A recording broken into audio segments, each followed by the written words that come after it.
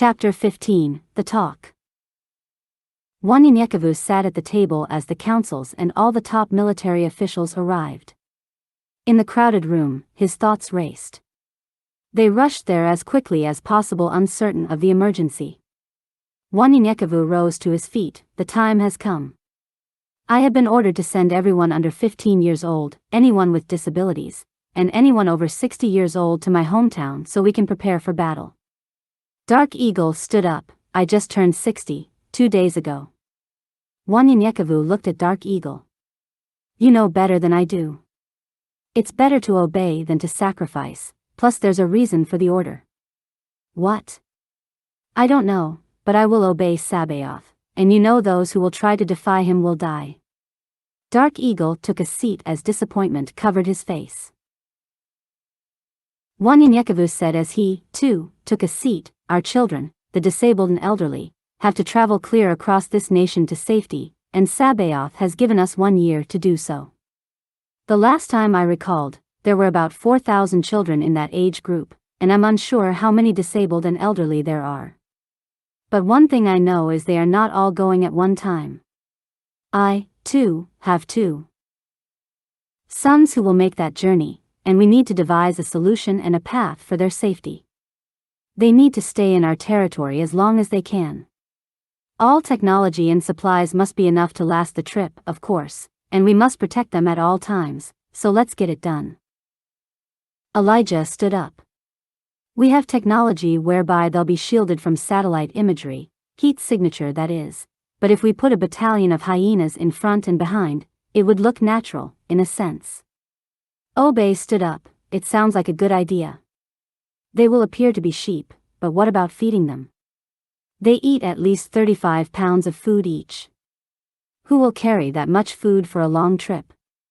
Jayla stood up. We can talk to them as well as other animals. We can tell them to hunt for us, then go hunt for themselves while we are sleeping and stand guard.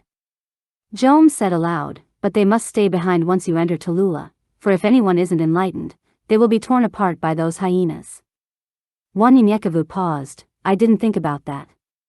Dark Eagle interrupted. They must stay in Lake 1, Eagle Lake, or Panola Bayou. They discussed the matter at length and were unhappy about the different options. Wanyenyekevu began rubbing his eyes. Listen, word of our departure needs to go out in the morning, and the first group will leave 30 days from now. The specifics need to be determined in 2 weeks. Go home, get some rest, and we will meet again tomorrow. Looking at the time, he said. Let's say, around 1 p.m. Everyone agreed and departed. Wanyenyekevu walked toward Dark Eagle. If it makes you more comfortable, Jayla and Anaya, alongside your battalion, will go with you, but you need to put someone as your temporary replacement until you come back. I want them to meet their grandparents, and you and Aunt Isabella need a vacation, anyways. Dark Eagle smiled. Since you put it that way, I'm looking forward to returning home. Besides, I haven't been home since I left as a teenager. Bright and early the next day, Jome and Elijah had mapped out a route and stood before a projection behind them. Elijah waited for everyone to be seated. There is a tunnel system near Monterrey, Mexico, that the cartel once used, and it is a luxury one. This could be a preliminary route since our borders now extend beyond San Luis Potosí, Mexico. This tunnel system has electricity and a water system and goes as far as fingers dragging across the map. Here. Nueva Ciudad Guerrero, just south of the Rio Grande. Now that's just a bit shy of 100 miles. Jome politely interrupted. We can go underneath the river using the same system we used when we first met you in El Paso. Or, go above it. But we want to stand clear of Laredo, Texas.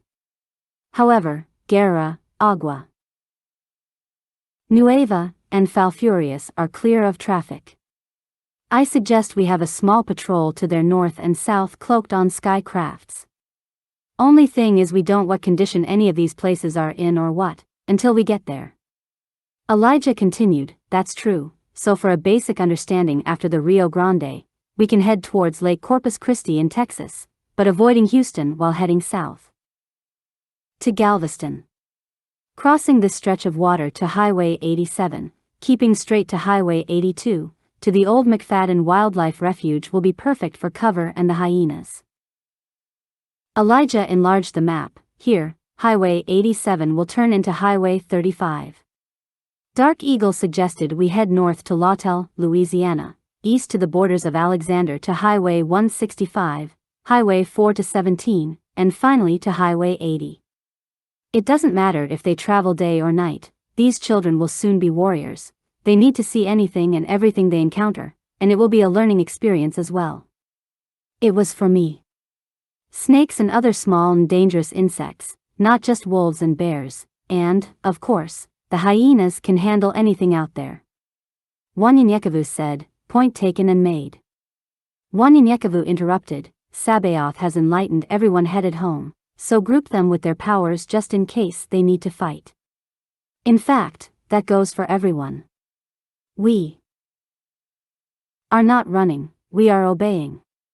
I know many are willing to fight, so make sure they know this.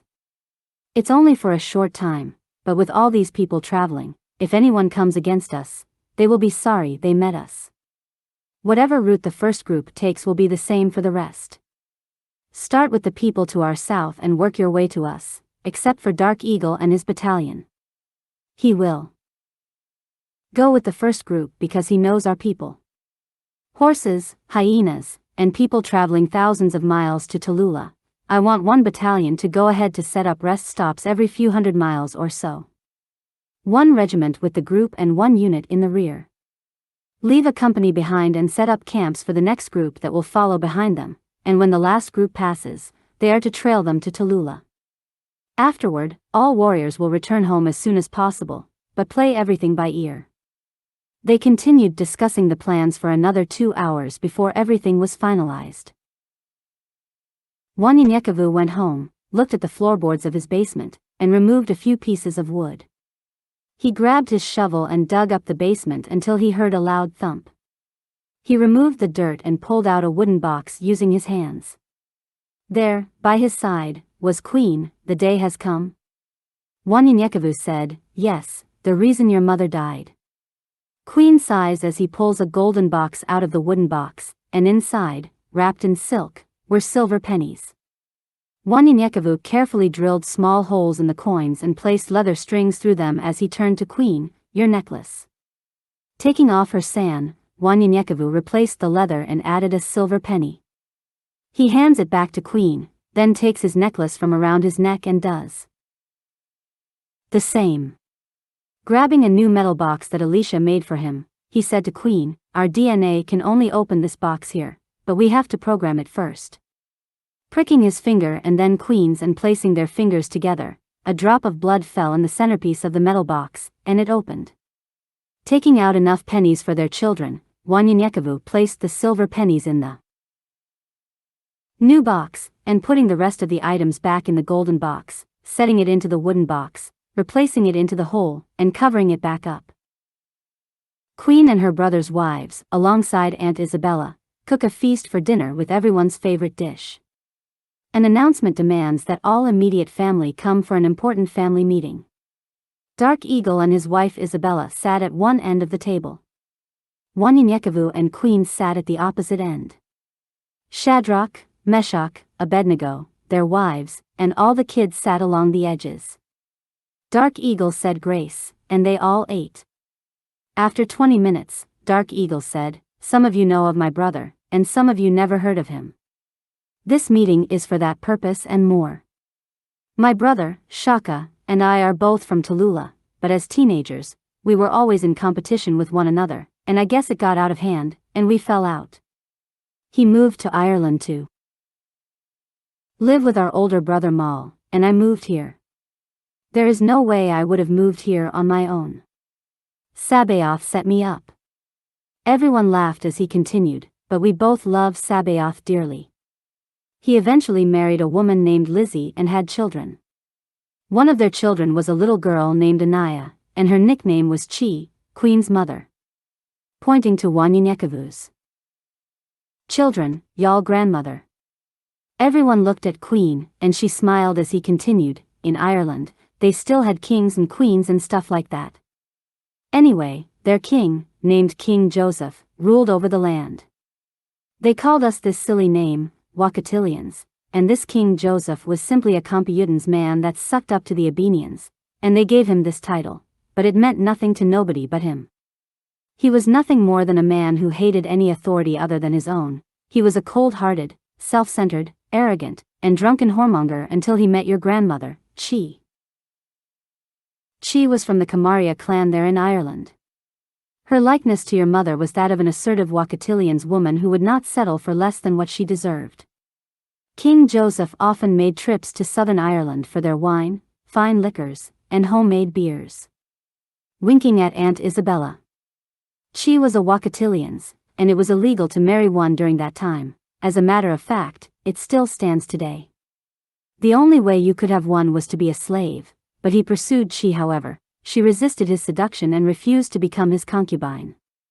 Her embarrassment of her sister, Ella, who was already one of his concubines, and her desire to become a great leader for her people led her to reject all his advances. The king's desire to be with her grew because of her rejections, and how she conveyed them made the fool pursue her more. He had changed his whoremonger's ways so he would be free to marry Chi when it became clear to Abeni 23, an elite Abenians who governed this section of the world, King Joseph was trying to marry a Wakatilians. Abeni 23 demanded that he stop his silly games, but out of drunken anger in his contemptuous way and, of course, a little time dealing with a woman like Chi, King Joseph eventually married Chi, made her queen, and granted her the greatest of the great maiden peers of old Ireland. What does that mean? I don't know, some formal acknowledgement of her historical position. Wanyenyekevu looked around and noticed everyone was paying attention, even Abuxigan, who is typically distracted and shows little interest, but he had his mouth opened and, for the first time, saw something that interested him. Wanyenyekevu asked, "Are you listening, Abuxigan?" Abuxigan? Typically, he would answer and repeat everything a person said. Abuxigan shook his head and said nothing as he listened to Dark Eagle. Shortly afterward the marriage, Abeni 23 decreed sentences of excommunication against King Joseph. The first time there was a division between any Computans and the Abenians, which brought its lands under the Computans' control instead of the Abenians. They crowned Chi Queen of Old Ireland, and she gave birth to her only child, Princess Anaya, your mother. Abuxigan raised his hand, but asked before Dark Eagle could recognize him. My mother is a real princess, no, a queen.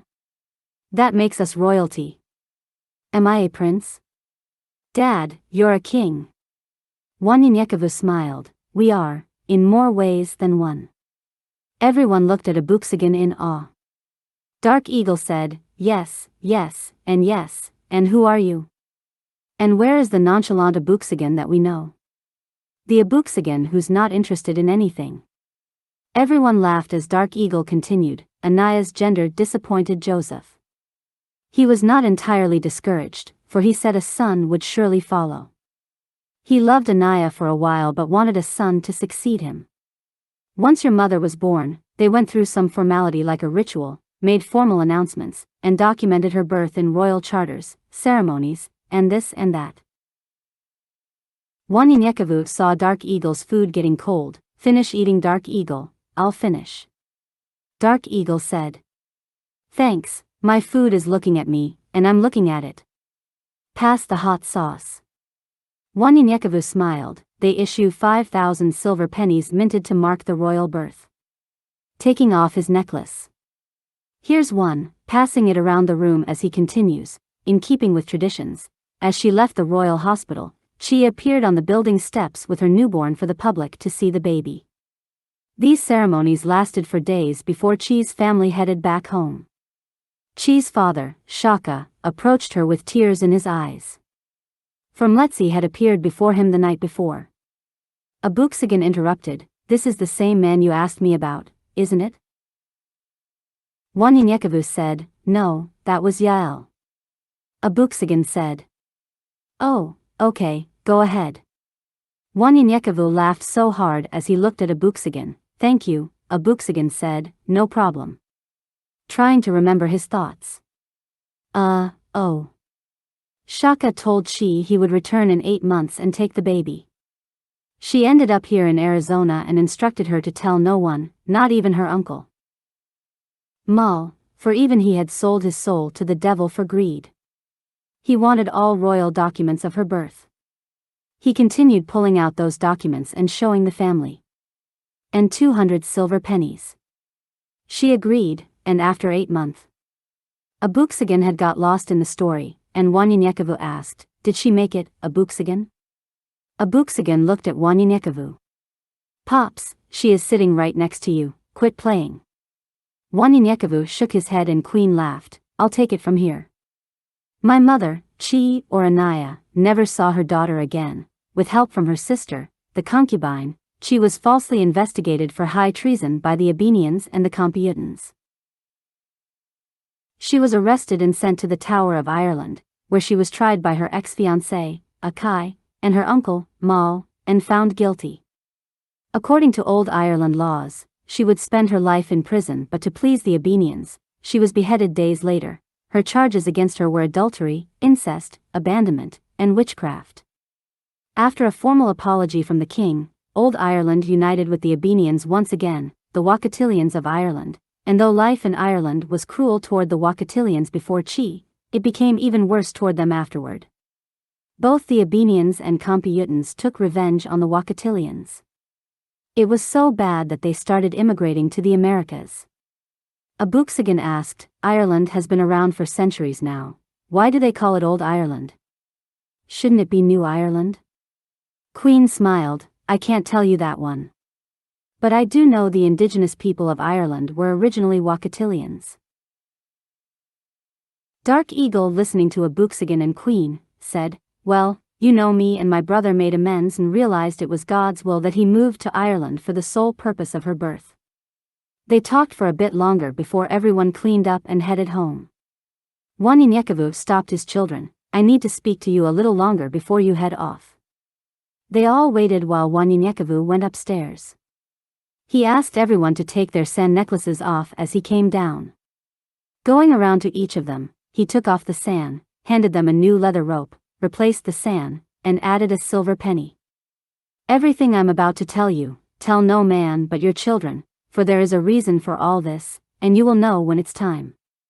Passing each one a stroll and explaining to them what Mletzi explained to him, about his ancestral roots and his family were from the first man, Adam. After a few hours of talking, he paused and then said, "The 2 youngest will go to Tallulah, and most of them there have not been enlightened as far as I know, and they will not understand this because I am the first. Again, as far as I know, but you must now know what I know." He paused and handed the last necklace to his youngest son, Ntwadumala. Wanyenyekevu took a seat and opened a book already at the table. "This book is from that stroll that I just handed you. It's our family tree and reads as follows."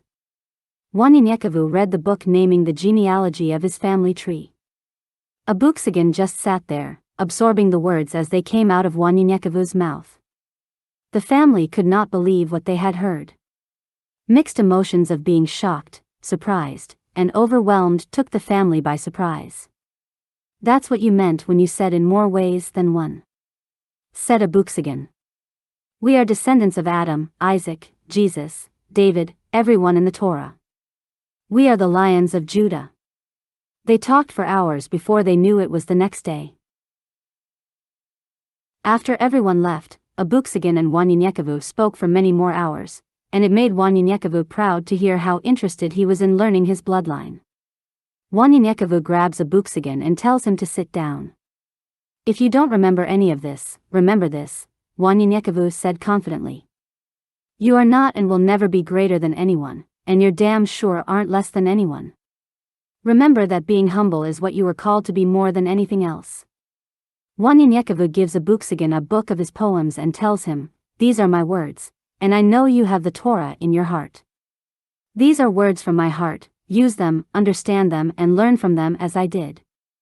You see, a man learns from his parents' experience, and the family becomes better as the generations grow, and the last man should be greater than the first through his pain and his growth. Each generation should be better than the last one, so remember, with great pain comes significant change. So, if you know to do right, son, why not do it? The time had come for everyone in the southern region to descend upon Monterrey, Mexico. As everyone headed east to Ciudad Apodaca, Nuevo Leon, the sun was about to set. There stood a tunnel that had been cleared and inspected, and they had made a few recent modifications. The first travelers stood there patiently, comprised of 4 battalions, roughly 1,500 men, 3,500 children, 200 elders, 24 hyenas, 1,000 horses, hundreds of hovercrafts, and 14 sky crafts. Wanyenyekevu stood before them and was amazed as he spoke. I had no idea we had grown to such length. How are all these people supposed to live in Tallulah for such a short time? Only Sabaoth knows. Is this the first group? How many groups are there in total? Obe looked at Wanyenyekevu. 5. Wanyenyekevu signed. They will have to live along Highway 165 from Tallulah to Lake Providence.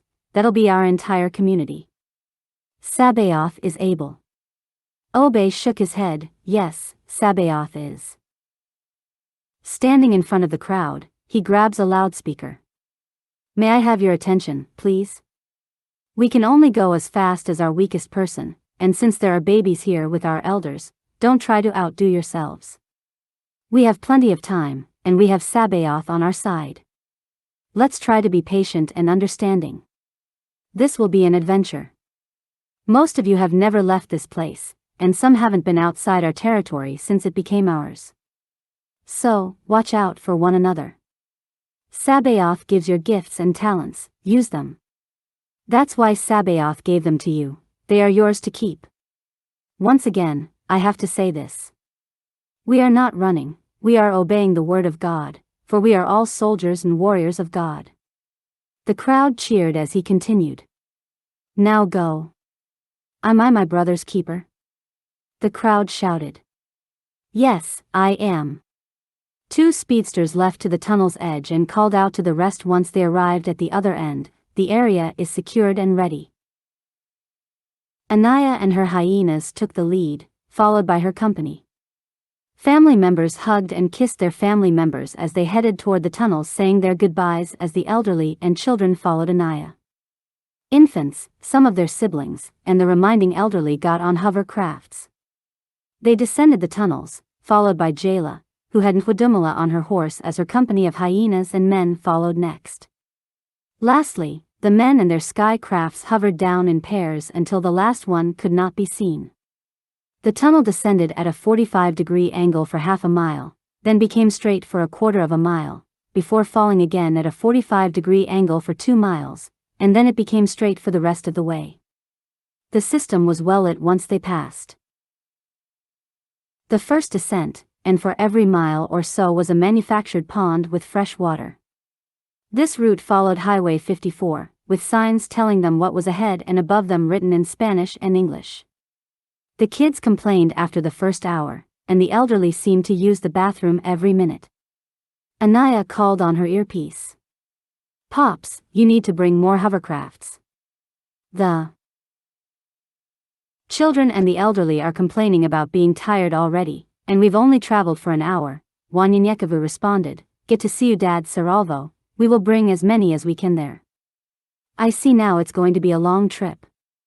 Call ahead to the speedsters and tell them to keep their eyes peeled and go ahead and set up camp there, it's going to be a while. At this rate, traveling at night and sleeping during the day.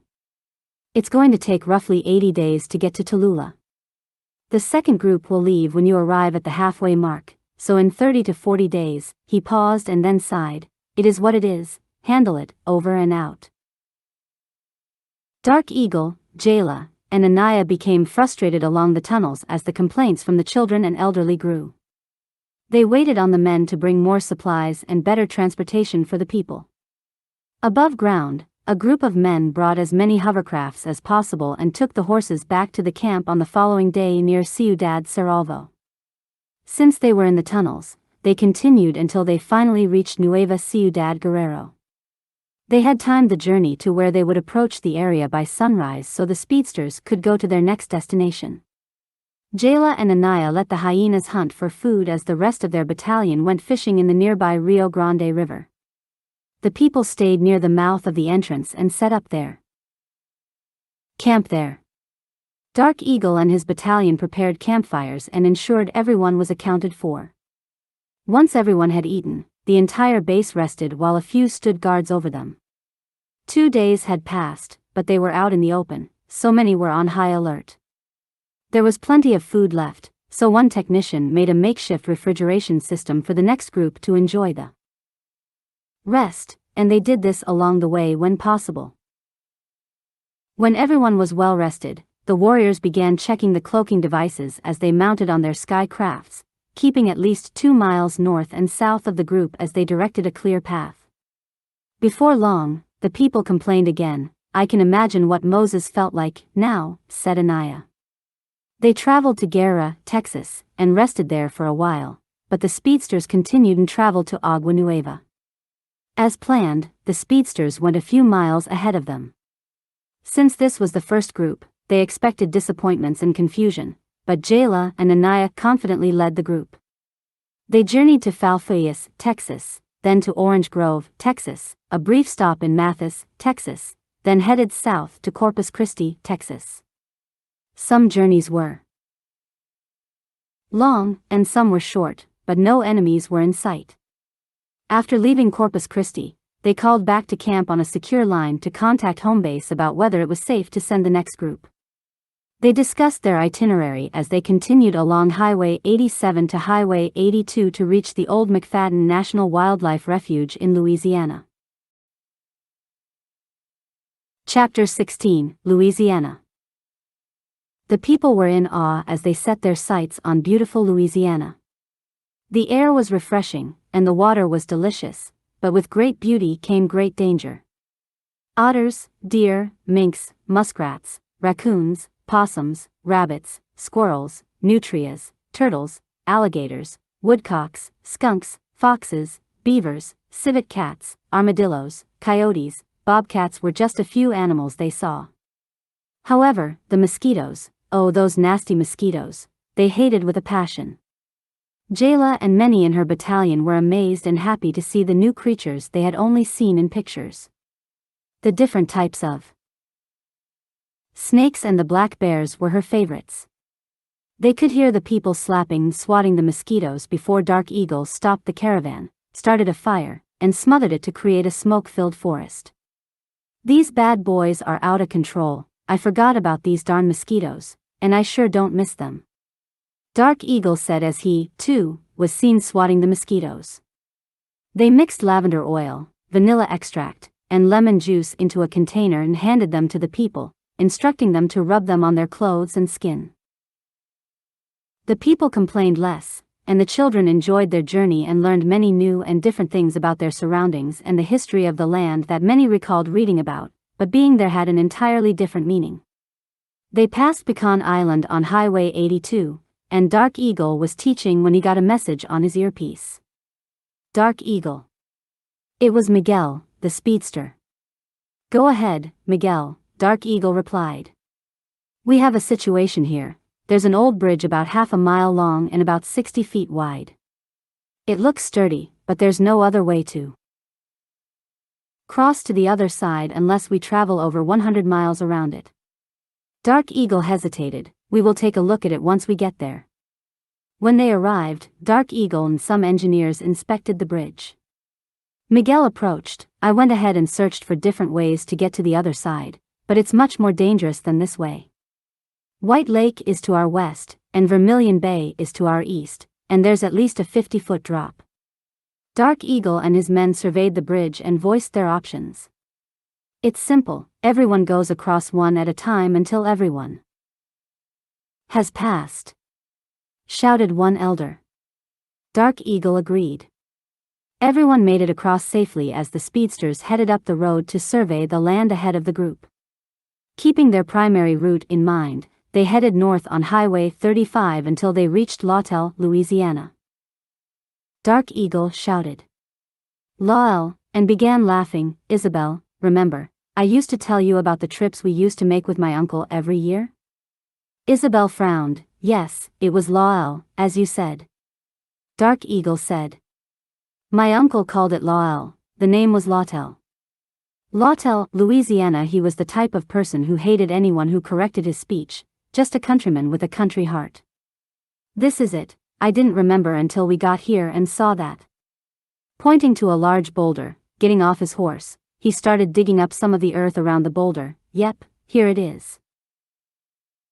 Uncle Jolie wrote this when I was about 16 years old. Dark Eagle cried as Isabella got off her horse and read, to my favorite nephew, Abram, from Lake Providence. Dark Eagle got back on his horse and shouted, I know of a quicker way back home. Follow me. The caravan headed east on Highway 190 and north on Old School Road, following it as it curved onto Highway 103 until they reached Frilot Cove Road. Dark Eagle was so excited as he remembered his childhood and began telling stories to the children, for much hadn't changed since he left. Big Joe. Dark Eagle shouted, Big Joe Road. Many called it Highway 1168, but we called it Big Joe all the way up to the top. Dark Eagle talked the entire time until they came to Homer Road and was silenced for a while, stopping the caravan just a few miles onto Highway 1170. We take a break here, I must go somewhere alone before we move on. As the people set up camp, Dark Eagle took Isabella, Tallulah, Jayla, and Anaya along a path for a mile. A lot of my people are buried here. My mother's grandmother was born and raised here, and we had family from here all the way up to Lake Providence. Back then, many people had extended families, and many would move further away so relatives wouldn't accidentally marry each other, and my great-grandmother, pointing at a grave, was no exception to the rule. She was somewhat peaceful, but she was an expert fighter and could shoot a tick off a dog's back. Dark Eagle smiled as he pointed to a few of the graves. My uncle, I told you about it, is here, and our family is all over here. I wish my sons were here to see this. Our people were proud people who could date themselves back as far as the children of the exile in Israel. Anaya was taking pictures. I have the next best thing right here, as she snapped pictures. They started walking alongside the gravesite as Dark Eagle kept quiet and reminisced about his childhood. I'm glad I came home. Dark Eagle said. Isabella smiled, me too. You needed this walk down memory lane. Dark Eagle finally took everyone back to camp when fire and ice started growling, forcing everyone into combat positions. A black bear stood on its hind legs before Jayla stopped them from attacking. Put your weapons down, she commanded. Jayla slowly walked up to the bear. We mean you no harm. She talked to the bear for a moment, and the bear sat down on the grass. Here, we have food at the camp. Come with us and eat, and you can be on your way. Jayla told the rest to go ahead and let the rest of the group know what to expect. Jayla, with fire by her side, and the black bear took their time getting to the camp, and Jayla was so happy to talk to the bear. As they made their way to the camp, Anaya, Ice, and some warriors met Jayla. We prepared everyone to meet our new friend. Uncomfortable at first, but eventually, everyone welcomed the black bear, and they enjoyed a splendid meal and rested for the night. The following day, they were all prepared to continue their journey. Jayla said goodbye to her newfound friend and headed to an abandoned town named Bunkie. Dark Eagle guided them toward Highway 84 and finally reached Highway 65. Dark Eagle shouted, the last highway, this highway right here, will take us straight to Tallulah and even farther north to Lake Providence. In just over 2 months, they finally arrived in Tallulah, Louisiana. Dark Eagle's youngest uncle, Abebe, approached and embraced him with a firm embrace. When the man arrived telling us you were coming, I just couldn't believe it. Ever since you and your brother left all those years ago, I thought I would never see you again. Dark Eagle shook his head. I know, but little did we know it was Sabaoth's plan, and a splendid plan at that. This is my wife, Isabella, and our great nieces, Jayla and Anaya, and their brother, Tallulah. Shaka's grandchildren by Tallulah and Aba's son, Liberté, whom we now call Wanyenyekevu.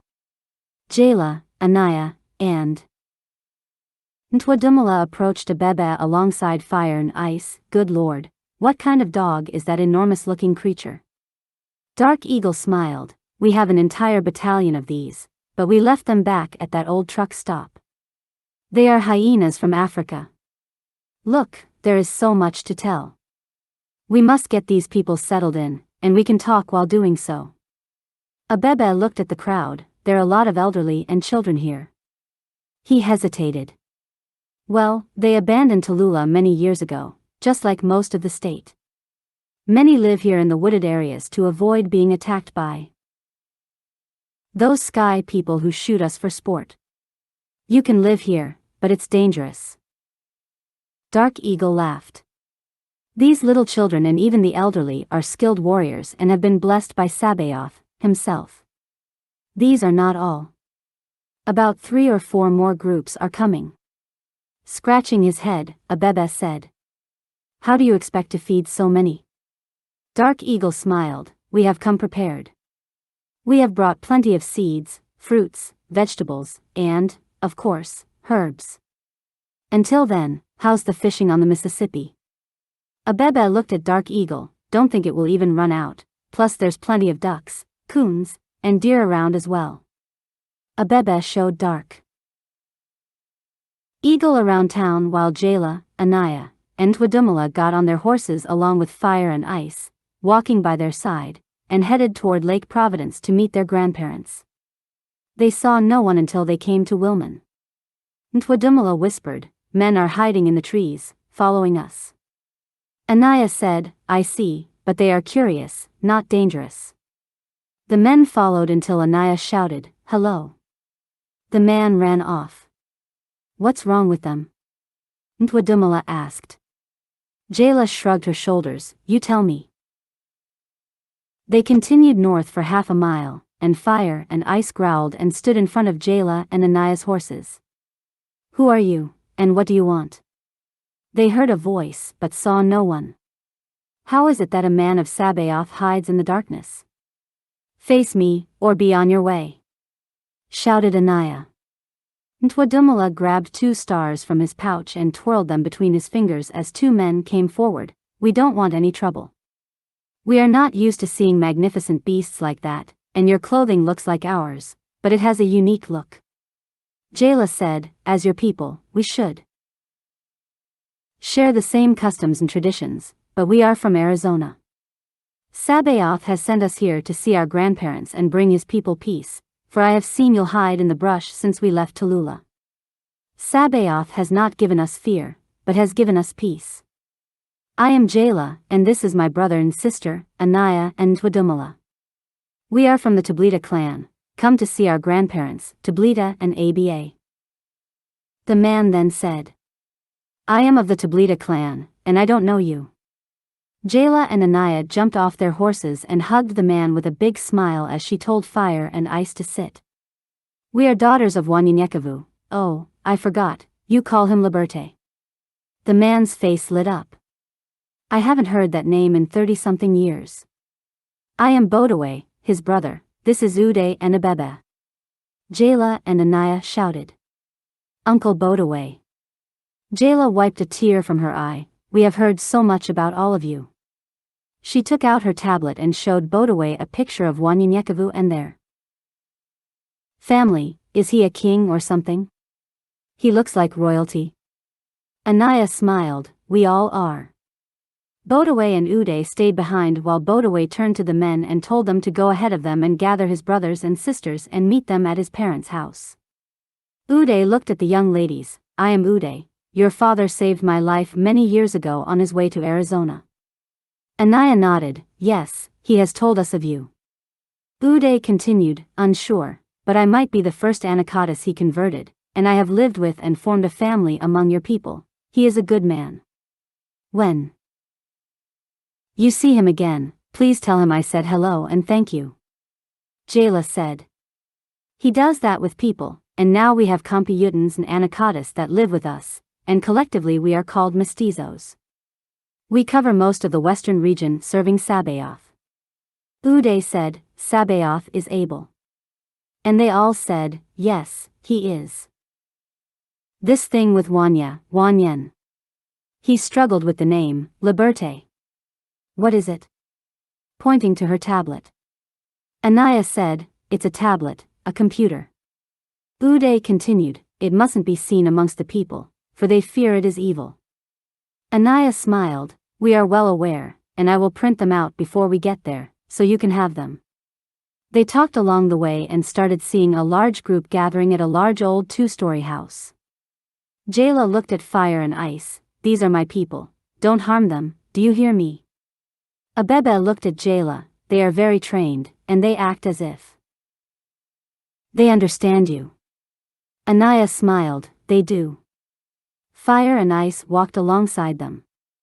The people avoided the animals out of fear, but Fire and Ice just walked without making a sound.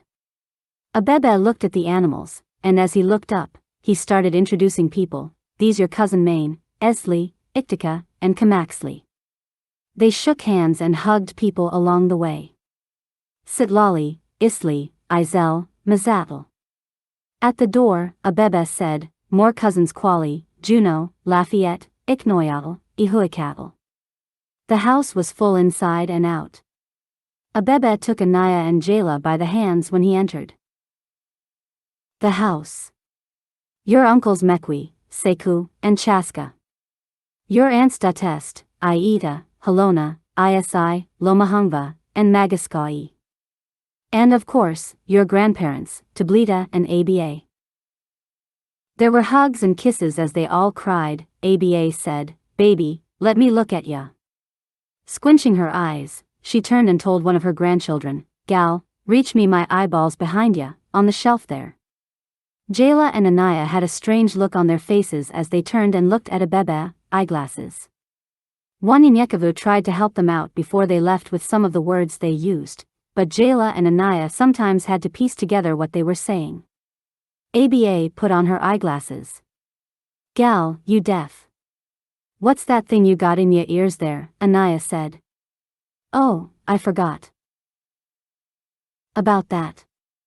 She put her earpiece in her pocket and said, no, I hear just fine, Grandma. Aba just looked Anaya and Jayla over a bit. Yep, it's been a long time, but I do see my son in y'all. Ntwadumala hid behind Jayla, but she grabbed him. This is our youngest brother, Ntwadumala, Aba shouted as she laughed. Now, that boy looks just like his father. And I love that name. Aba looked around, asking, where is he now? Jayla said, he's still in Arizona. Tablita shouted, Arizona.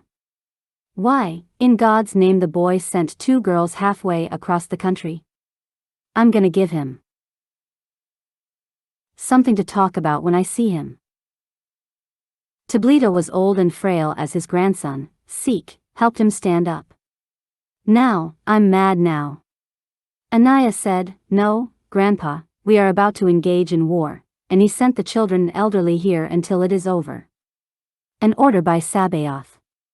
Tablita sat back down, and he paused for a moment. Oh, okay, I know, he knows better than that. Why the rest of y'all standing around for? Get that pit started and cook something to eat. We will celebrate and find my grandchildren somewhere to freshen up and rest a bit. Gone now. Men and women rushed off in excitement to prepare the feast as Tablita and Aba continued talking to Jayla and Anaya. Ntwadumala went outside to play with Fire and Ice. Tablita asked, how in the world did that boy get clear across the country? Jayla said, it took him 8 years to get there. Aba laughed, baby, now, I ain't no genius, but even my slow self can get there in less time than that, 8 years. Jayla laughed. No, he stopped a few times before he made it there. Sabaoth has called all his people together, Wakatilians, Anacatis, and even Computans. They call us Mestizos. We live in a community of enlightened people that Sabaoth has blessed. We are an extensive section of the western coast with our father and Uncle Dark Eagle to guide us. Everyone in the room had a strange look on their face. Tallulah said to them. After the feast, the first thing in the morning, we will have holy jeûne, for Sabaoth will show great signs and many wonders that you have never seen before. Ntwadumala had fallen asleep between fire and ice, and Tallulah woke him up. Get up and take a bath. Ntwadumala said, I'm okay, I'm going back to sleep.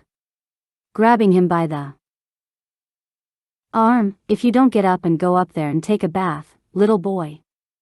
Ntwadumala was mad. Why are you always telling me what to do? You ain't, mommy. Anaya stepped in. We are your oldest sisters, and it's our job to take care of you until we get home. Now go and take a bath.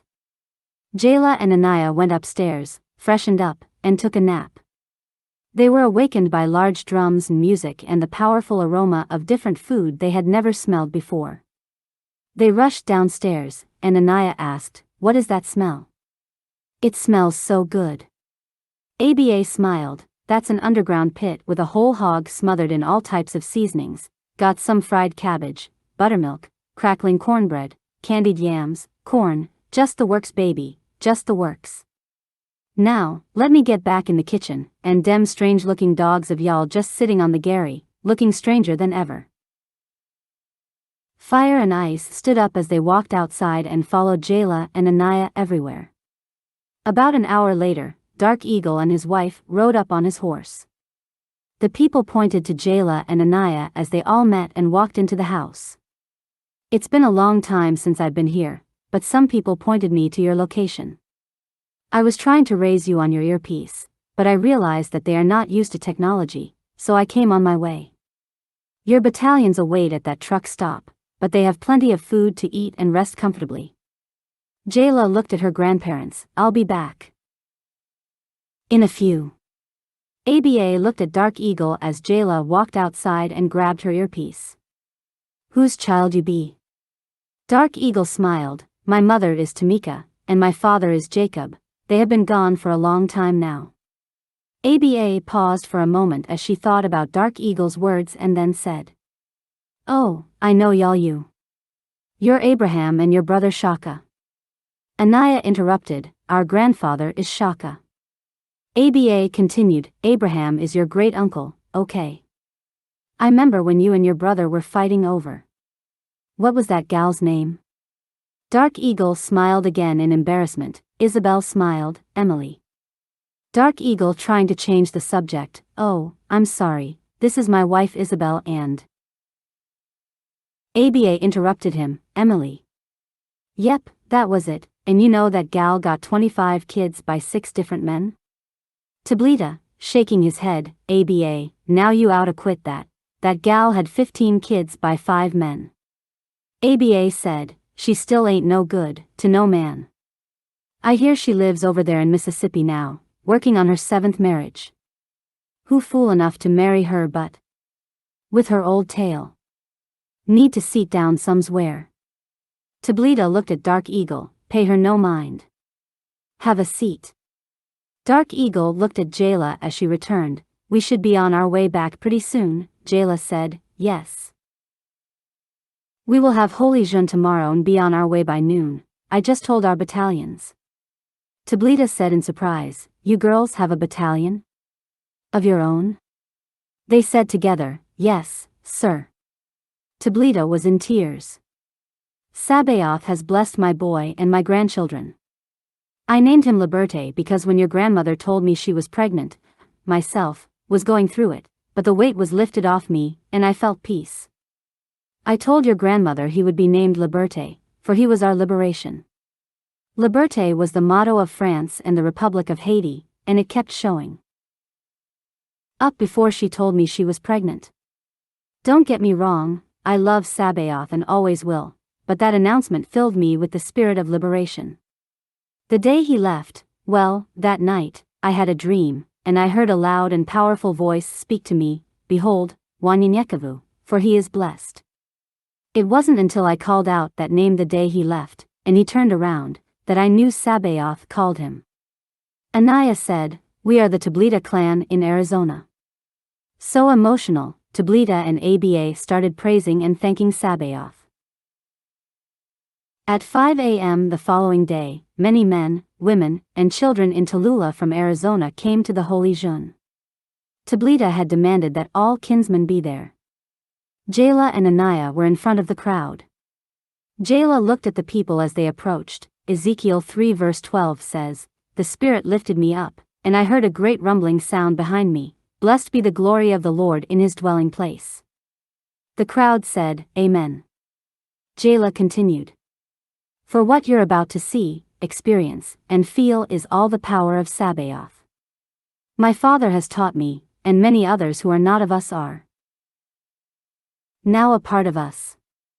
Yes, present with you were once our enemies, but now they are our brothers in the Almighty." Anaya called out, "Anacatus." People from their caravan stood up and shouted, "No, Mestizos, for we are united as one." Anaya called out, again, "Computans," and some people stood up, "No, Mestizos, for we are united as one," and she shouted for the last time, "Wakatilians." All her people stood up and shouted, "No, Mestizos, for we are united as one." Anaya continued, "Divide and conquer is the oldest game in the book. Now they call all of us who live in peace, Mestizos." She shouted, "Mestizos." The crowd stood up and started praising Sabaoth, and the holy Jun began. Some read the Torah, some listened to songs, but all praised Sabaoth. Unaware of the time, for it was 10 a.m., many started speaking other languages and showing signs of enlightenment.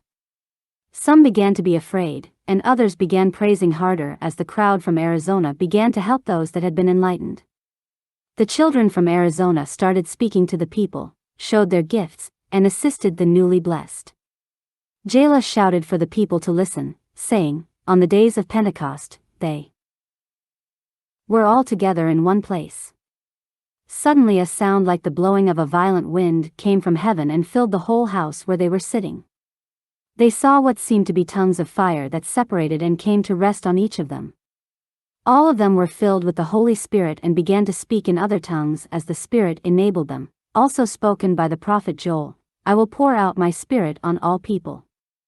Your sons and daughters will prophesy, your young men will see visions, even on my servants, both men and women, I will pour out my Spirit in those days. And they will prophesy. I will show wonders in the heavens above and signs on the earth below, blood and fire and billows of smoke. The sun will be turned to darkness and the moon to blood before the coming of the great and glorious day of the Lord. And everyone who calls on the name of the Lord will be saved.' This has happened to us today. Listen to the children and people who will be left here and learn the art of Sabaoth and the gifts. These little children, along with Dark Eagle and, of course, our elders." She looked toward Dark Eagle and smiled, "We have a war brewing in our neck of the woods and must be there with our father."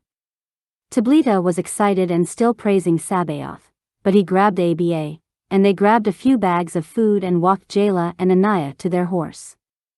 Tallulah said, "Sabaoth has made me proud, and tell my son how proud I am of him as well.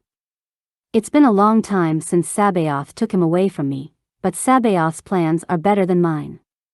Hugging the girls together, Aba said, "Uoniha ki huka nawakatanka," and Tallulah and Anaya shook their heads in agreement. "Yes, we know, honor the ancestors and God the Creator." Together Tallulah and Aba hugged them and went off praising Sabaoth together. They rode their horses about half a mile up the road before seeing their men waiting for them on Sky Craft. Anaya looked at Tallulah and smiled, "Let's go home." The people who stayed behind took 2 weeks renovating some old hotels and an old community college and started placing individuals with families. Dark Eagle's battalion was also left to protect and fortify the area until the next group arrived. Collecting all the hovercrafts and sky crafts, they rode to where the second caravan instructed them to exchange sky crafts and returned home. Just miles away from home, Tallulah and Anaya opened a secure line. "Liberte, come in," Wanyenyekevu said. "Okay, y'all got jokes, I see, was all well?" They both started telling Wanyenyekevu what happened, and he was in tears. This wasn't a mission of fear, but salvation. Anaya said, This was Sabaoth's way of bringing all of us together. They are learning to fight, they were enlightened, and the children were teaching them how to use their gifts separately and together. Wanyenyekevu was in tears again, and Jayla and Anaya heard him praising Sabaoth in the background. As Jayla continued, many started settling all up and down Highway 65 from Tallulah, Ashley, Sonheimer, Alsatia, Transylvania, and Hollybrook as far as Lake Providence, and some scattered to the eastern woodlands as far as the Mississippi River. They welcomed many, especially after the residents became enlightened, but a few believed they were involved in witchcraft. This division caused the people who had gifts to return to the old areas they had once lived in, and the rest stayed in hiding. Those that disagreed with the people's new way of life started moving westward toward Delhi, Louisiana. The locals didn't accept the technology and said their gifts were from Satan. But above all, their association with the Computans and Anacotis was a sure sign of blasphemy. Out of respect, many didn't use their gifts or technology around the people, but insisted that Sabaoth had given them their gifts and still regarded them as their people and protected them from harm. The converts were no longer afraid to fight anyone, for Sabaoth had restored the courage they had long lost because of the bullying of the Anacotis and the fear of the Abenians. Some of the surrounding Anacotis tested the children and elders of Arizona, but their respect was established and they was no longer tested afterward. In Arizona, the months had passed quickly, and a year had suddenly arrived, and the last group had packed up their things and were getting ready to make their journey. Before them, the other group had doubled, and some tripled as relatives tried to keep their families together on their trip. All were successful missions with no incidents to report. The last group only consisted of 200 people in 2 battalions, Jayla and Anaya, to escort them while the others rested or stood guard around the perimeters. Wanyenyekevu had spent much of his time with Abuxigan that year. Especially after hearing the stories his daughters had shared with him about the time spent with his father. He knew it was a purpose for Abuxigan and knew, like when he left his family, that Abuxigan's purpose would be a great one. Regretting spending time with his father before he left, he decided he wanted to spend plenty of time with his son, not knowing if or when he'd see him again. Wanyenyekevu taught Abuxigan all that he went through and saw on his journeys and how he ended up in Arizona. He spoke about the prophet Z and how he received his san and told him to make sure he wore his necklace and his san around his neck and keep it out of sight, how it represented his bloodline.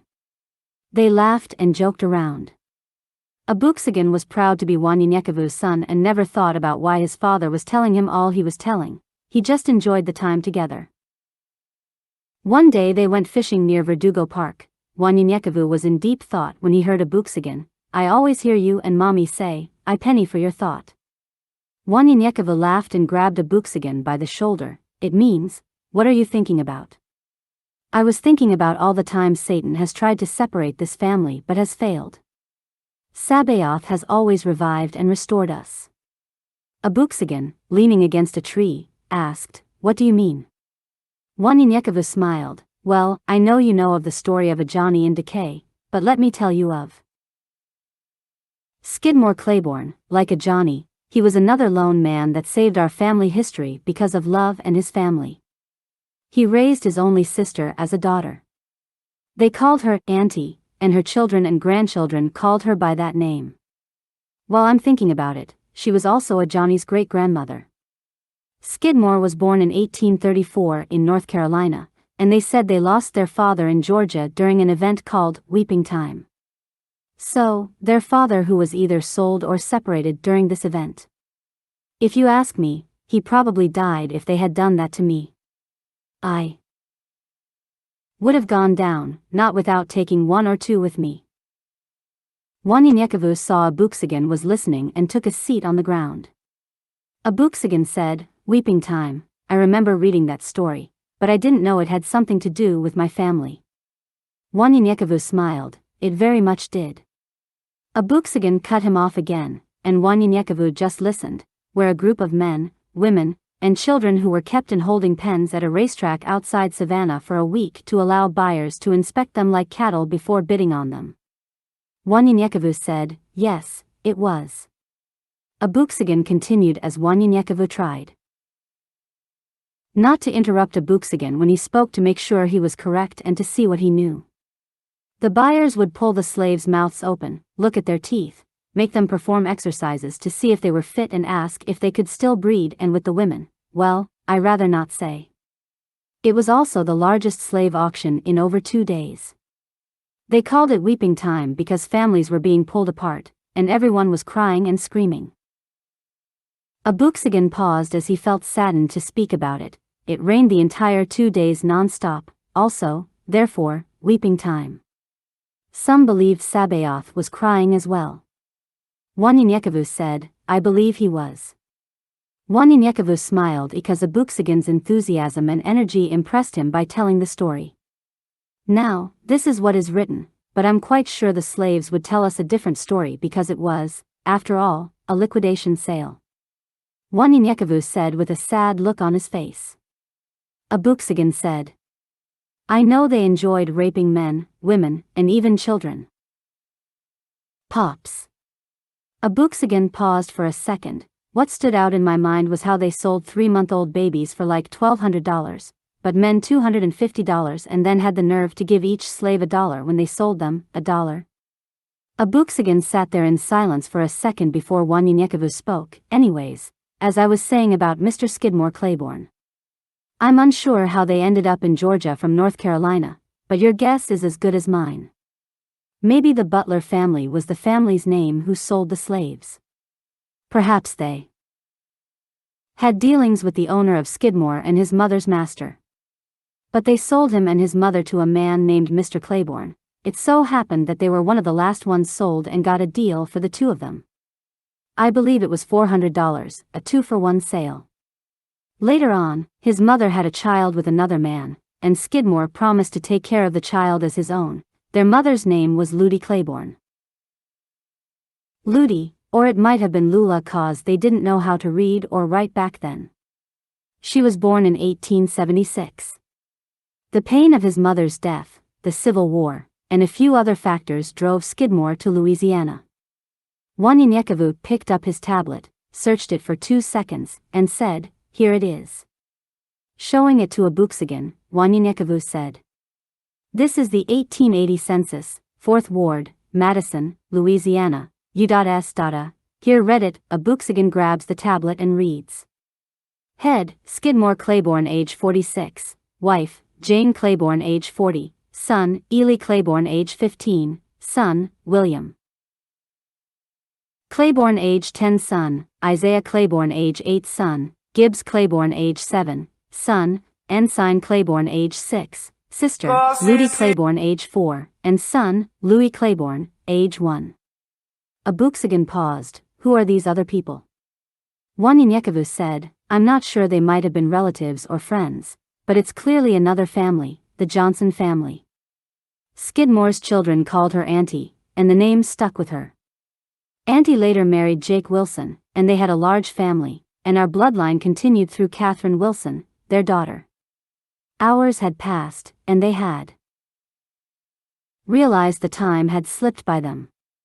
Wanyenyekevu said, We didn't even get a chance to fish, but you have to go tomorrow, so let's go home to get something to eat so that you can get some rest. You have a long journey ahead of you. Abuxagan grabs Wanyenyekevu's hand. I'm going to be all right, Pops, Sabaoth is on my side. Wanyenyekevu, trying not to cry, I know, son, I just don't want to see you go. Enough of that, Mommy and your sisters and all your brothers are waiting for us for your feast. We just won't have any fresh fish. Abuxagan smiled. We talked more than we did anything else.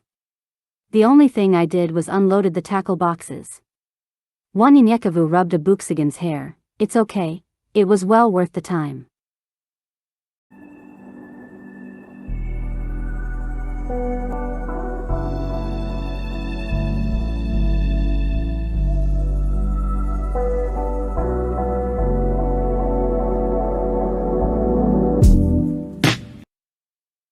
Chapter 17, Farewell, my son. That night during the feast at Wanyenyekevu's home, Queen, with the entire family's help, cooked all of Abuxagan's favorite dishes. Queen looked at Abuxagan as he ate, trying to get a response. Abuxagan felt the stares. This is Aunt Isabella's favorite, sock it to me, cake. It isn't as good as hers, but it's still delicious. Abuxagan said as he took a big bite. Queen smiled. Yes, I know, I tried it and followed her instructions the same way she did, but it's just not as moist as hers. Queen got up to get some more milk for Abuxagan because she didn't want him to see her cry. Abuxagan knew something was wrong, Pops. Wanyenyekevu smiled. Yes, son.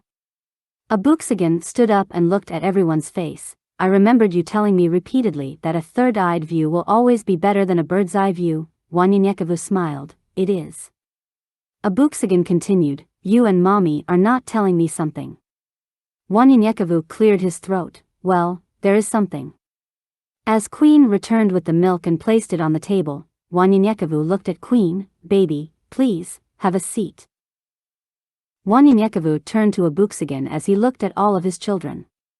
Sabaoth came to me and told me that I needed to send the people back home, and it was because of that many of the people back home are enlightened, but he also told me that 2 of my sons would go, but only 1 will return. Anne. Well, you're the one that fit the profile. I had to remember how I came here and what I've been through, to be where I am, and to know that Sabaoth's plan is the best. Everyone in the room was saddened, but Abuxagan stood up. If this is Sabaoth's will, let it be so. 4. If I become great in Sabaoth's name, who can be against me? Pops, you and Mommy have taught all of us to be skilled warriors as well as humble servants. Let's consider this a grand occasion, not a sad one. Anaya turned on some music. Well, let's get this party started then. Abuxagan's brothers and sisters started dancing while Frederick and Wanyenyekevu laughed and watched. After everyone had left, Wanyenyekevu was about to go to sleep, and he thought about what Abuxagan had said and got up and wrote, My son. Someone greater than myself. What or who can that be? Greater than me? Let me see. He would have to be a part of me. He couldn't live in eternity in order for me to see wiser, more knowledgeable, and more understanding. Would be his greatest accomplishment, someone sin in order to be better than me? What or who on earth could that be? My son. That night, a storm awoke Wanyenyekevu. The wind was blowing hard, and hail rained down the size of golf balls. Queen got up and closed the windows as lightning struck the ground. It's going to be a bad one, she said as she climbed back into bed.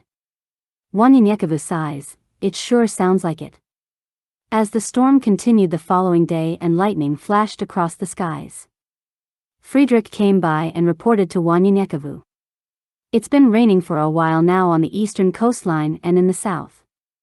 We're just getting the tail end of it. There are reports of flooding from the Gulf. It's almost that time. Luckily, we are on the last caravan to Louisiana. Wanyenyekevu shook his head. We're prepared for battle. Let the barking begin, Usisahau. Friedrich shouted, Usisahau. They said together, never forget. Just as they shouted, they heard, Usisahau, from behind them, and it was Jayla and Anaya. Good morning. Anaya was surprised. Uncle Friday, you're up early? Friedrich smiled. Had to talk to your pops. How are y'all? They smiled and replied, doing fine. Jayla looked at Wanyenyekevu. Pops, me and Anaya want to make sure Abuxagan gets to where he's going, and we beg of you to let us go with him on this journey. Wanyenyekevu was proud and replied, but, of course. I wouldn't have it any other way. They had the sky crafts ready when Abuxagan came outside, struggling with 3 large bags. Jayla sighed. Lil boy, where you think you're going, on vacation? Jayla and Anaya started going through his things. You need this, not that. Throwing stuff on the ground, Abuxagan got upset, looked at his stuff on the ground, and threw them everywhere. I don't enjoy going anywhere with you two, y'all think y'all know everything. Jayla said, just be quiet, and here, handing him a pup hyena that she hid in her knapsack. Abuxagan smiled, for real? Mine. Jayla smiled, yes, her name is Bobo, but you can call her whatever you like. Excited, He carefully put the knapsack around his neck. "No, Bobo, it is." Wanyenyekevu stood there saying, "Farewell, my son," as the three rode off to the wait station in Ciudad Apodaca. A few hours later, while they waited, a man approached them. "We were told that you were arriving soon, and well, these are the few that are left. It's less than 200 children, no elders, and most children are special needs, but they are in no wise weak. Their gifts are some of the most powerful ones." Jayla looked around. "Well, we only need 1 battalion for these few, and you guys can break down whatever is needed and prepare your groups to go back home and get some rest. We'll take it from here." They broke their battalion into 8 companies, and the 4 speedsters left as the last cycle headed down the tunnel. Anaya, Jayla, and Abuxigan, along with Fire and Ice, took the lead. "They've made many improvements since we last went," Anaya said, and Jayla shook her head. "I see, and I like it." While resting at Ciudad Cerralvo, a little boy approaches Jayla and Anaya. "I can't find my father's watch." Jayla and Anaya look at the child. "We don't understand you," Abuxigan said. "What is there to understand? He can't find his father's watch." Abuxigan got up. "Here, I'll help you. Where were you the last time you saw it?" Jayla and Anaya looked at each other and started laughing. Abuxigan looked at them strangely. "What's so funny?" Anaya said, "Lil boy, you're a polyglot. That's why you don't. We didn't know what your gift because we spoke English when that boy spoke to us. He spoke a different language, and we didn't understand him. You spoke his language back to him, not knowing you were speaking his tongue." Abuxigan said, "A polyglot?" Jayla said, "Yeah, I thought you knew everything. A polyglot is a person who speaks or understands many languages, if not, all languages, because it's a gift from Sabaoth." Abuxigan smiled. As the little boy grabs, "Come on. I have to find my dad's watch. It was his great-grandfather's." After about 30 minutes, Abuxigan had yet to return. The sisters checked on him. There he was, in front of a group of people talking. Books like Negro Nation and Cultures, or Before the Mayflower, you'll hear the stories of Cuba, a paralyzed king, who ruled Amina, and the Yoruba kingdom, or even the Queen of Rwanda, Rosalie Gicanda. I like books of courage and strength, the history before, during, and after slavery much more now than ever. I enjoy reading about greats like Reverend Addie Wyatt or Taki, the Ghanaian king. He led a slave rebellion in Jamaica, and even books like The Life of Josiah Henson, formerly a slave, how a slave helped free 100 slaves even before the Underground Railroad. He couldn't read or write but became a preacher, an author, and even an abolitionist. Did you know that the book Uncle Tom's Cabin was based on his story?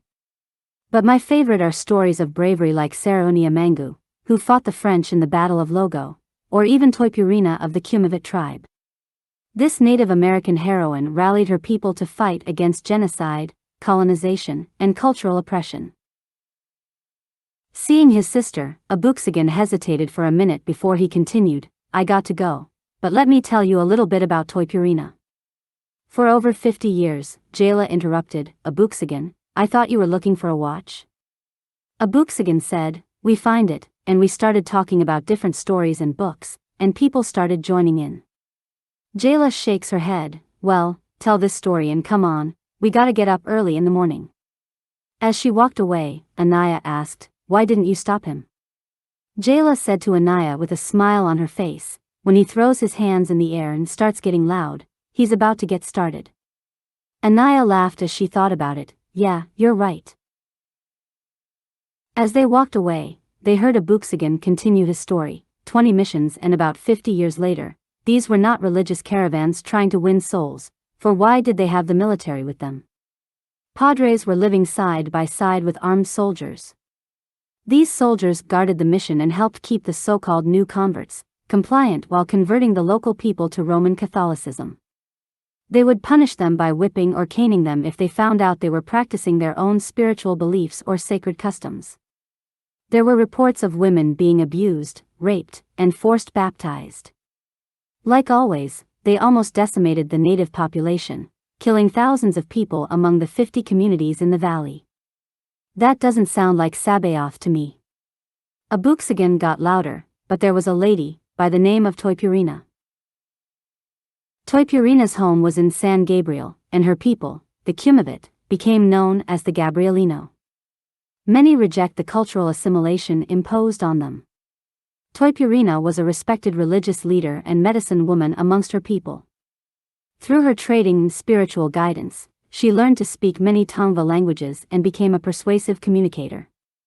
She used her skills to rally a force of 6 villages to attack the San Gabriel mission. Nicolas Jose, who was rallying resistance within the mission, and 2 village chiefs planned a combined attack that they hoped would overwhelm the guards of San Gabriel and allow them to kill the Spanish invaders. Toipurina's role in the attack drew on her experience as a medicine woman.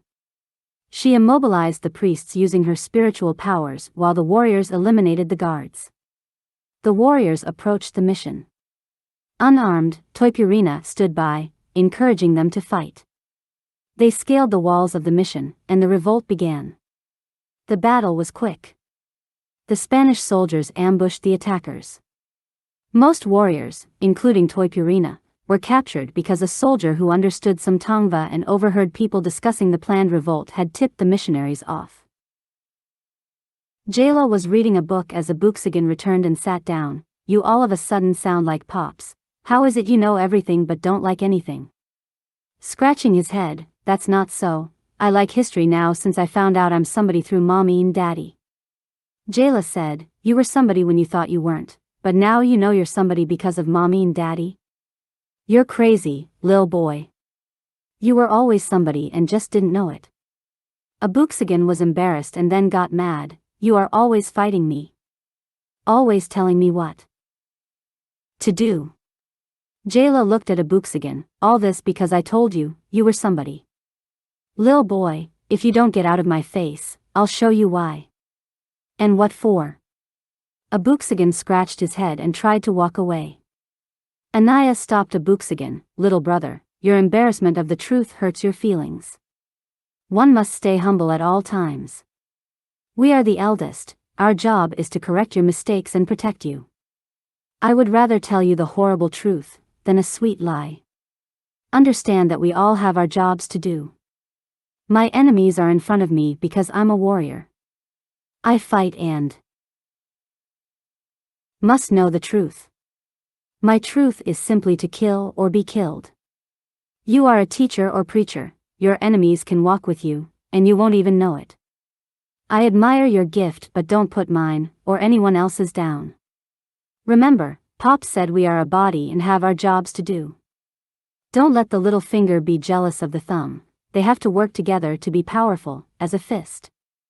Abuxagan looked at Jayla, I'm sorry, I was embarrassed and ashamed. Jayla smiled, it's okay, by the way, this is your book. Pops told me to give it to you, but I hadn't seen his work in so long. I wanted to reread some of it. This last one he wrote for you the night before we left. A lot of Pop's poetry and stuff is in it, and he writes some powerful words and gives an insight of self, being human, and of course Sabaoth. Passing him the book, she said. Good night, lil boy. Abuxagan smiled, I'm still tired of both of y'all calling me lil boy. They smiled at him and said, good night, lil boy. The next morning, the little boy whom Abuxagan helped find his father's watch approached Jayla and Anaya. Can I journey with you? 'Cause there's no one my age in my group.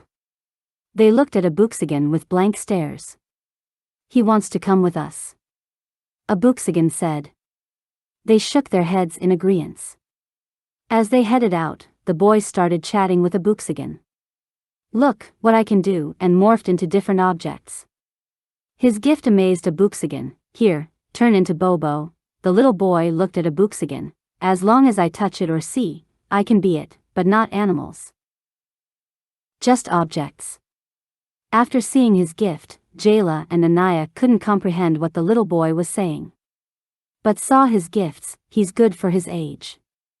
Anaya asked Abuxagan, what is your little friend's name? Abuxagan said, I don't know. Anaya said, even as strangers, you always introduce yourself. Now, ask him his name.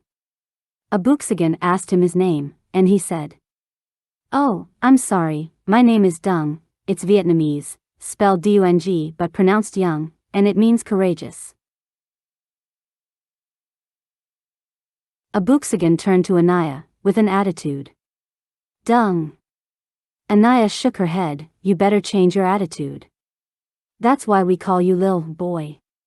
You need to learn etiquette and how to communicate," because he spoke for at least 3 seconds, and we know one word didn't come out of his mouth. Jayla held Anaya back. "Look, everyone has the potential to be a friend unless they show otherwise, and your problem is you have always been around family, which allows you to be who you are. Still, you must be friendly to people who are not your friend or family or don't know you," Abuxagan said. "His name is Dung, but it's pronounced Young, he's Vietnamese." Jayla smiled. "You have a lot to learn, Lil Boy." Frustrated, Abuxagan grabbed Dung's hands. "Let's walk behind them, they are getting on my nerves." "I don't want to see them," Dung said. "Then we should walk in front of them." Because the sisters didn't understand what they were saying, he continued his conversation with Dung. "I'm not even the youngest, they are always treating me like a baby." Dung looked at Abuxagan and said, "It's only me. I wish I had brothers and sisters. My mother and father were Muslim at first, then he started worshipping Sabaoth. What is the difference? My father said Sabaoth changed their lives, but my parents are much younger than yours. I'm walking with our neighbor's parents because they are warriors for Sabaoth." Abuxagan then said to Dung, "What's the difference between the oldest religions, Hinduism, Zoroastrianism, Judaism, Jainism, Confucianism, Buddhism, Taoism, and Shintoism?" Zoroastrianism and Judaism are similar to Muslims and Christianity. You see, both of them are now in the Torah, but they used to be 2 separate books, the Quran and the Bible. Ibrahim in one, Abraham in the other. Both had the same son, Isaac. Isaac and Rebekah had twins Jacob and Esau, who were given the same promise. The Torah said that Sabaoth told Rebekah that she was carrying 2 nations in her body. He stopped and grabbed his Torah out of his backpack. "You see, right here, 2 tribes that are now inside you will be separated. One nation will be stronger than the other. The older son will serve the younger one." He closed the Torah. Later on, he promised both of them they would have a lot of people like the sand. Please, read it for yourself. Christianity and the Muslim grew and grew over the centuries and became many sects with different rules. Many deceived them and started pimpin' Sabaoth's people to believe lies for money and sex. Dung had a strange look on his face. "Pimpin'?" Abuxagan said. "That's when someone manipulates someone to get whatever they want, usually money or sex." Dung said. Sex. That's nasty." Abuxagan shook his head and said, "How old are you again?" Dung said. 10. Abuxagan shakes his head and grabs Dung by the hand. "Come on, let's catch up." A few weeks later, in Tucson, Wanyenyekevu is at his home in the office when he hears a voice in his earpiece. "Wanyenyekevu, come in." It was Obe. "Come in," Wanyenyekevu replied. Obe calmly said, "You need to see this." Wanyenyekevu jumped on his sky craft and headed toward Obe's location at the watchtower. He thought about Abuxagan and called Jayla and Anaya on his way to see Obe. "Jayla, Anaya, come in." No answer, so he called again. "Jayla, Anaya, come in." He repeated. "This is Ito. It's been a week or 2.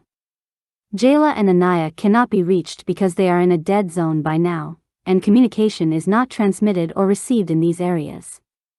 They should be near or in Louisiana by now and should be available within the next 24 to 48 hours. They dismissed everyone, and just a handful of us are here wrapping a few things up."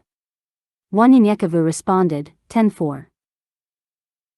As soon as he arrived at the watchtower, Obe was outside talking with a few men. He excused himself and approached Wanyenyekevu. "I believe things are getting started, follow me." Walking up a couple of flights of stairs to the top of the tower was a radar system. This is Drogba. Wanyenyekevu shook the man's hand and smiled as Obey continued. Drogba has seen a group of clusters forming both in Phoenix and El Paso. But what I wanted to show you is this. Wanyenyekevu saw nothing, Obed said. Just wait a few minutes, it sometimes comes in and out. A group of small clusters appeared on the screen and quickly disappeared. Obey said, they are using some kind of cloaking device, but someone or something is causing the cloak to fail because it is fading in and out. One of Obey's warriors ran in. Here it goes. The woman said as she ran some wires to the monitor and took a few minutes typing on a computer. Obey introduced the woman as Apana. Apana took 15 minutes before she said, here's an aerial view. She zoomed in and looked. There was a band of soldiers. Obed continued, at first, we thought nothing about it, but after a few hours, we noticed their direction was toward Jayla and Anaya's location. Apana zooms in, excuse me, am I the only one who sees this? Wanyenyekevu looked at Apana. I see men the size of ants. Apana, enlightened with the ability to see at great distances, said. Yes, but hundreds of thousands of elms and demons are with them. Wanyenyekevu asked. How long will it take them to catch up to them? Apana scratched her head. At their rate of speed 24 hours or so. Wanyenyekevu remembered what Ito had said and shouted. Jayla An. As he ran to his sky craft. As the sky craft lifted in the air, Wanyenyekevu opened all the channels. Prepare for total lockdown in my battalion, drop everything, and meet me in Louisiana as soon as possible.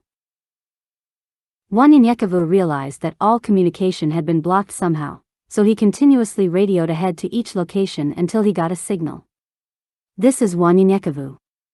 Does anyone copy? He heard a voice that went in and out. This is Emmanuel, I'm here in Lawtell, Louisiana, go ahead. Wanyenyekevu paused. Are Jayla and Anaya there? Emmanuel said, no, we estimate they should be at or just past Pecan Island. Wanyenyekevu had just passed the Rio Grande and lost the signal. Turning back around a few miles until he got back in touch with Emmanuel. Emmanuel. Come in. Emmanuel finally responded. We lost connection for a bit, but I hear you loud and clear now, Wanyenyekevu replied. Our signal is being jammed, and a large group is headed your way. The signal is being jammed from the Rio Grande to somewhere near your location.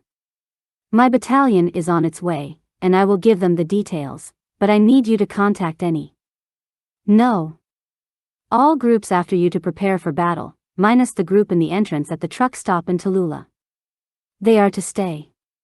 We don't know what the enemy knows. He thought about it for a while because Wanyenyekevu wasn't sure if he was speaking to a member or not, so he said. Usisahau. Emmanuel said. Never forget, he said to Emmanuel. For this mission, everyone must reply, Usisahau, and the response should be accordingly, for the enemy is coming, and they have fooled us once already. Unaware of the situation, Jayla and Anaya were miles past Pecan Island on Highway 82 and were about 5 miles away from crossing the old bridge between White Lake and Vermilion Bay.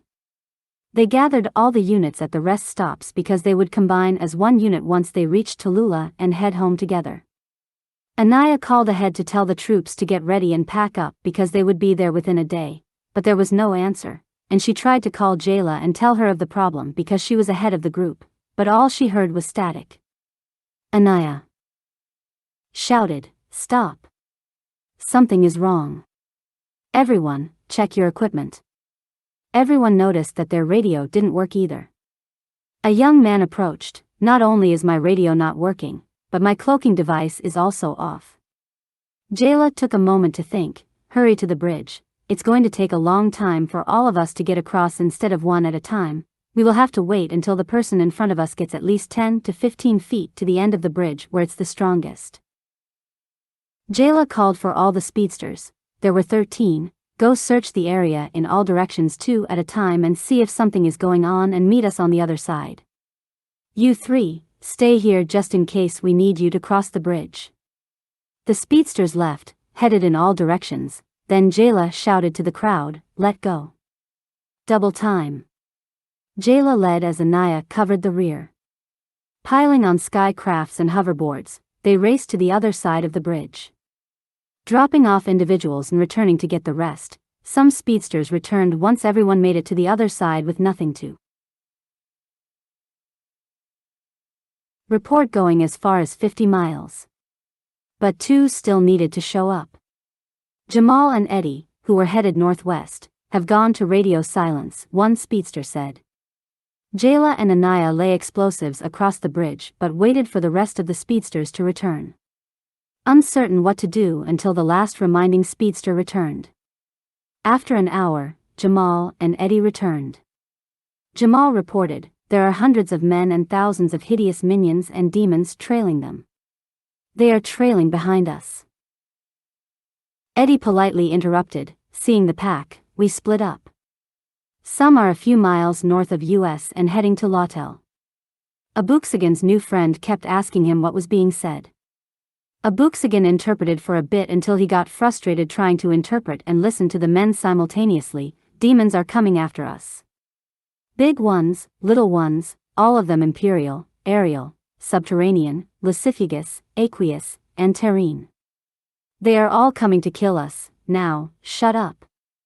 Anaya didn't understand what he said, but got mad at how Abuxigan was talking to the little boy. Dung started crying out of fear and ran back across the bridge. I want to go home. Anaya shouted at Abuxigan, what did you say to him?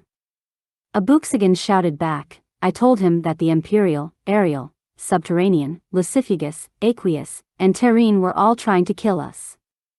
Anaya got upset and grabbed him by the ear. Lil boy. You have to be compassionate and considerate when you talk to people or even explain things. Understand this, and listen carefully because I will only say it this time and never again. Because of Pops, we are well versed in history and spiritual things that many don't understand yet, but when you tell someone else, tell them in a manner that they understand, and sometimes you have to give them some background info to explain your point. Treat them like babes, like the Torah tells us, you can't give them meat, you must start first with milk. Now, go get him and apologize to him, and now. Jayla was unaware of what was happening because she was busy figuring out what to do next as she spoke to the warriors. Stumping across the bridge with Bobo, Abuxigan ran and grabbed Dung, but Dung was pulling away from him, crying, I want to go home. Abuxigan shouted at Dung, listen, I was mad at you 'cause I was trying to hear, and I shouldn't have yelled at you, but Sabaoth will protect us. We're not to fear demons, but Sabaoth, who created the demons as he created us, so he will destroy the demons and protect us. We are greater and better than them, that's why they fear us. Anaya stood at the foot of the bridge, looking at Abuxigan and Dung, when a tall stranger appeared out of nowhere, and then she heard a shout. Stand clear. The bridge will blow in 10, 9. Anaya shouted, no. Abuxigan is on the bridge. Seeing the tall man, she asks, Yael? Yael nods, and remembering what her father said, Anaya sees a speedster about to go after Abuxigan, but she grabs the speedster before he can take off, saying, he'll be all right, he has another journey. Abuxigan finally hears the man behind him as he turns around, and the man holds up his hand. Stop. As the man spoke, the bridge in front of him fell into the water. Abuxigan said to the stranger, Yael? Yael nodded his head. Abuxigan said to Yael, if you are here to protect me, who is protecting my father? Yael said to Abuxigan, your father can handle himself, and now it's your turn to start your journey for Sabaoth. Just as Yael spoke again, the bridge fell off, underneath his feet, into the lake. Abuxigan shouted to Dung. Hold on, holding on to the railing and Bobo, they plummet into the lake. With the help of Yael, they grabbed a piece of driftwood that rushed them downstream. Abuxigan was passed out as Dung tried to wake him as they floated downstream. Abuxigan, covered in darkness, sees in a vision a large stadium, and as he walks towards it, he sees a crowd walking inside. The closer he walked toward the stadium, the more people closed in on him. Shoulder to shoulder, he could barely walk any farther. He sees Friedrich in the front on the stage, speaking, "I am a firm believer that the signs of the sudden evacuation of the children of God is approaching. Our world is descending to madness and evil in preparation for the rise of the kingdom of the beast, the last Babylon.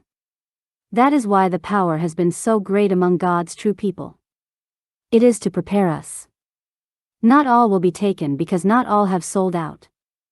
Far too many are tied to this world system and have laid down their armor of faith and put on the shawl of this world, and are loyal to it more than to God. Some will have to endure the coming tribulation. Those who are prepared will not.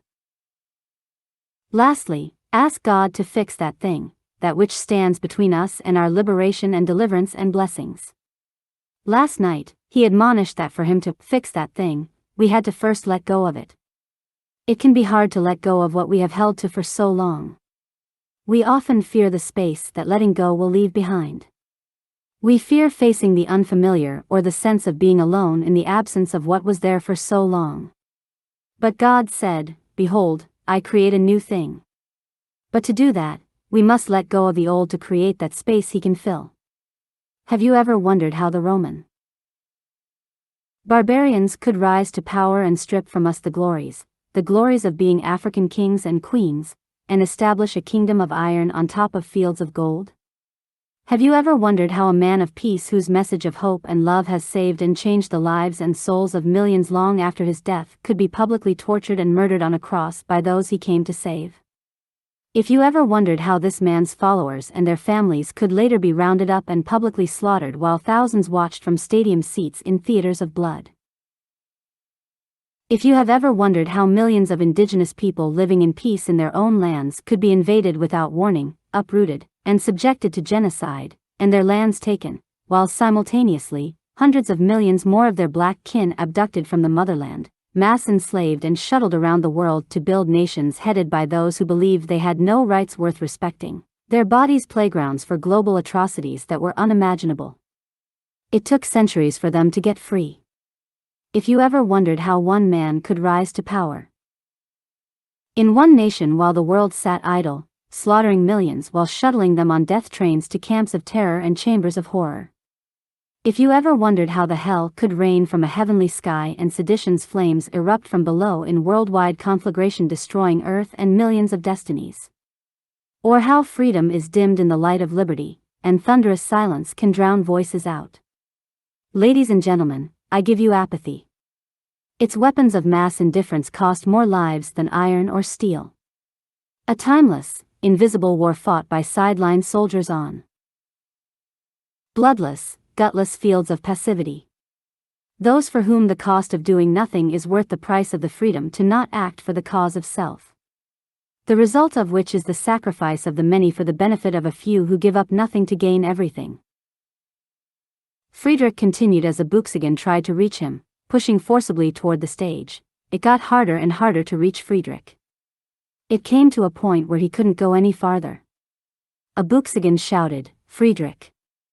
Louder and louder. When the crowd disappeared, Friedrich was there by himself. Friedrich grabbed a Buchsigen by the hand. "Look," pointing at Daniel, or what appeared to be Daniel. He was much younger, and there was a light behind him. A very dim light grew larger and shone brightly as Daniel aged. Daniel approached a Buchsigen. "Years I sat back and learned the way of Sabaoth. Yes, I made mistakes but kept the path. Now listen to what I've learned. Of those who hear, few will believe. Of those who believe, few will act. Of those few who believe and act, they will always be opposed by those who neither believe nor act." Daniel paused and then spoke with authority. "Thus says the Lord of hosts. I will bless those who have been faithful and prepare a place of safety for them in the coming days of tribulation. I will also send great judgment on the wicked, the faithless, and the rebellious who have prevailed themselves. Rulers and occupants, for too long of this planet. I will pass through the earth like fire through a forest." Daniel falls to the ground. As he is falling, he grabs Frederick and speaks in an unknown tongue. I would put my fist through the earth and stir as if in a pot. The kingdoms of men will fall, and their place of security will be unsettled. Earth will reel and rock like a drunkard and become unstable as all the systems that man has set up as a throne unto himself will be shaken, and many will fall, never to rise again. They have set themselves up as gods and denied me, the throne of heaven, who is their creator. They slandered and defamed my name and that of the messengers I sent to warn them, and they have chosen other gods in denial of me. Therefore, their choices will be honored. We will see who can deliver them out of my hand. They have dealt unjustly with my people whom I have sent to them and who serve me. And these will be avenged by my hand. I told you that I was coming. They thought they were challenging you, my servants, but it was me they were challenging. And I will soon give them the chance to confront me. We will see who God is. War is coming. And more pestilence. The peace men have enjoyed will be taken from the earth. Be sure you know God as you think you do. Be sure it is not pride and arrogance you hide behind, because all will be revealed and uncovered in the days ahead. As you have heard me repeatedly say, these are the last days of the reign of men on earth. Friedrich and Daniel shouted at Abuxagan, "Go and do his bidding, you Sisahau," and Abuxagan replied, "I will not forget." Just then, Abuxagan woke up out of his vision as he and Dung lay on the shoreline. He raised his head. Seeing Yael sitting down with his legs crossed, Abuxagan said, "If that's the kind of help you're going to give, I'm not sure if I need it." With a blank smile, Yael said, "I protect you from death, not pain, but keep that sarcasm, 'cause that's the kind of sarcasm you'll need where you're going. Just remember this, they will always try to divide." Abuxagan looked at Yael and said, "Where am I going?" Yael replied, "The other side of nowhere."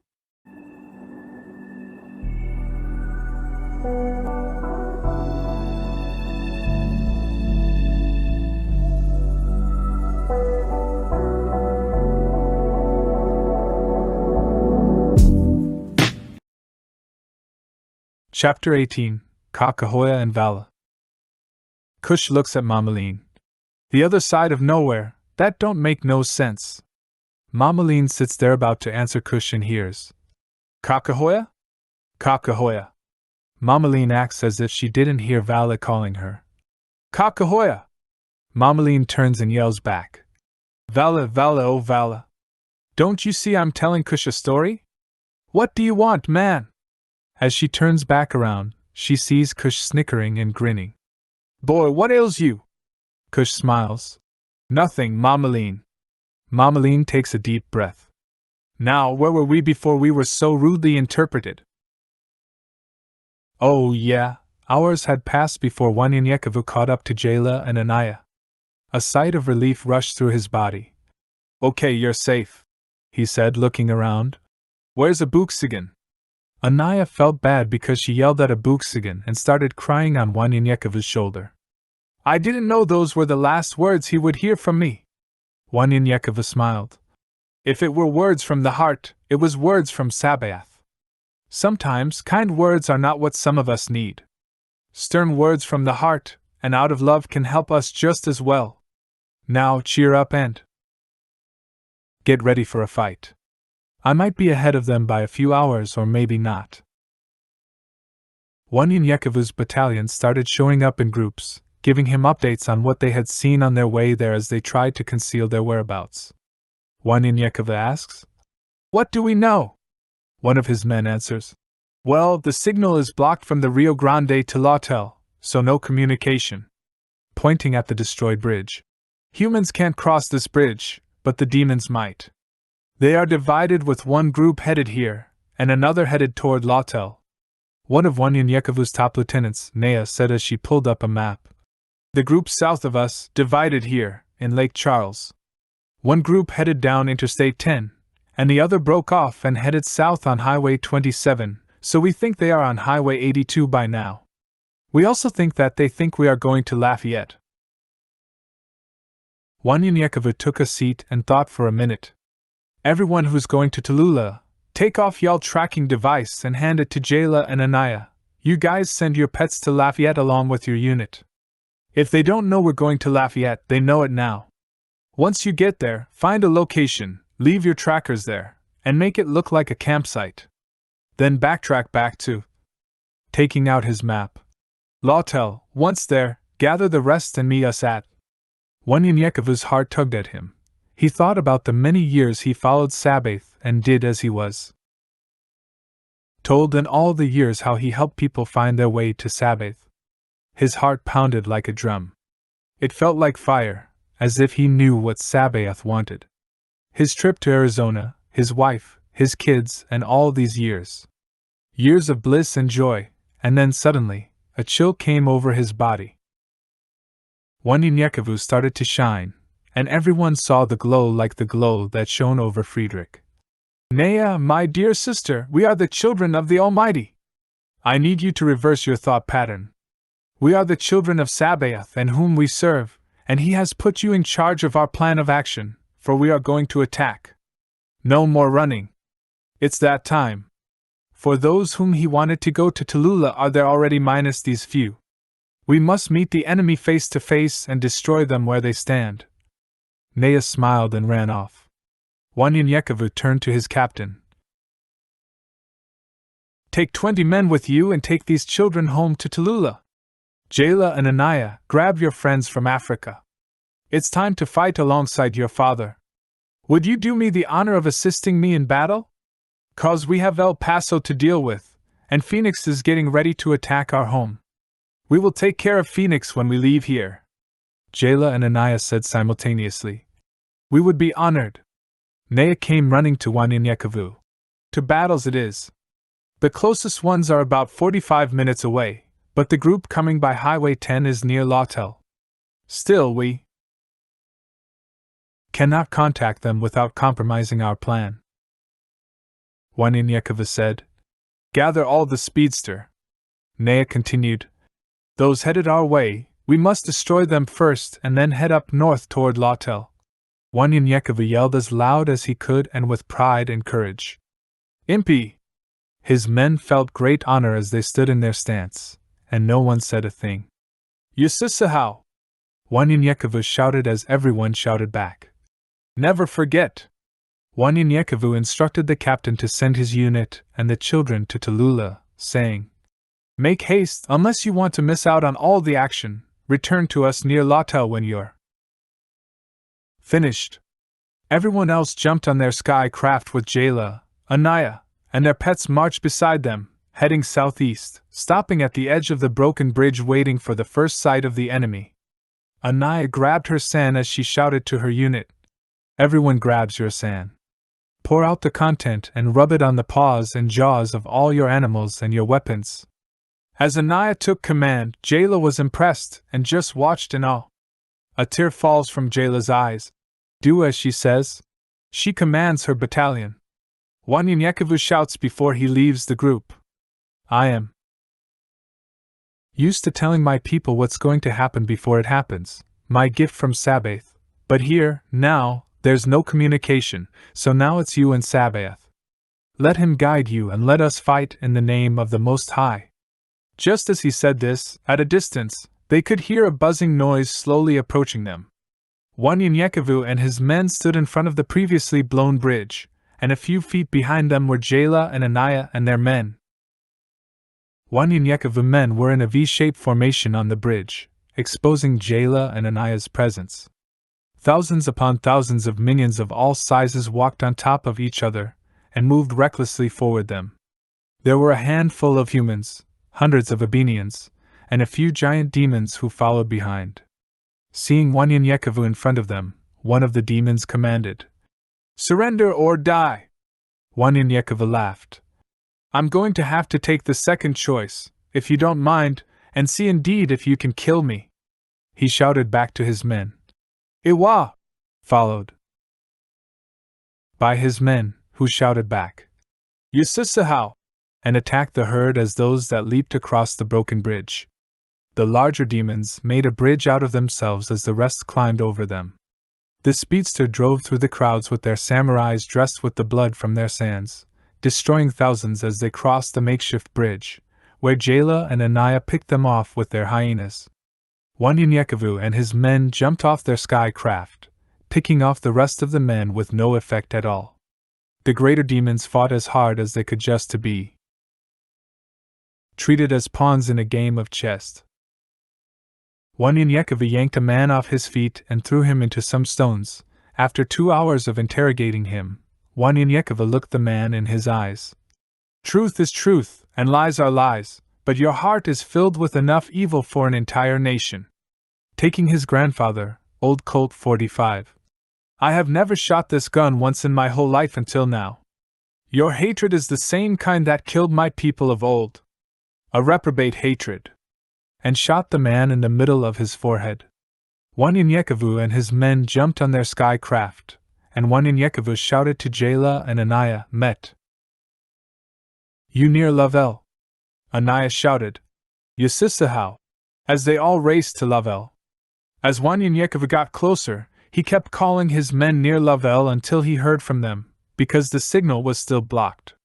Once there, Anaya took her post and started mapping out a plan while the men gathered Tallulah and the others traveling afoot.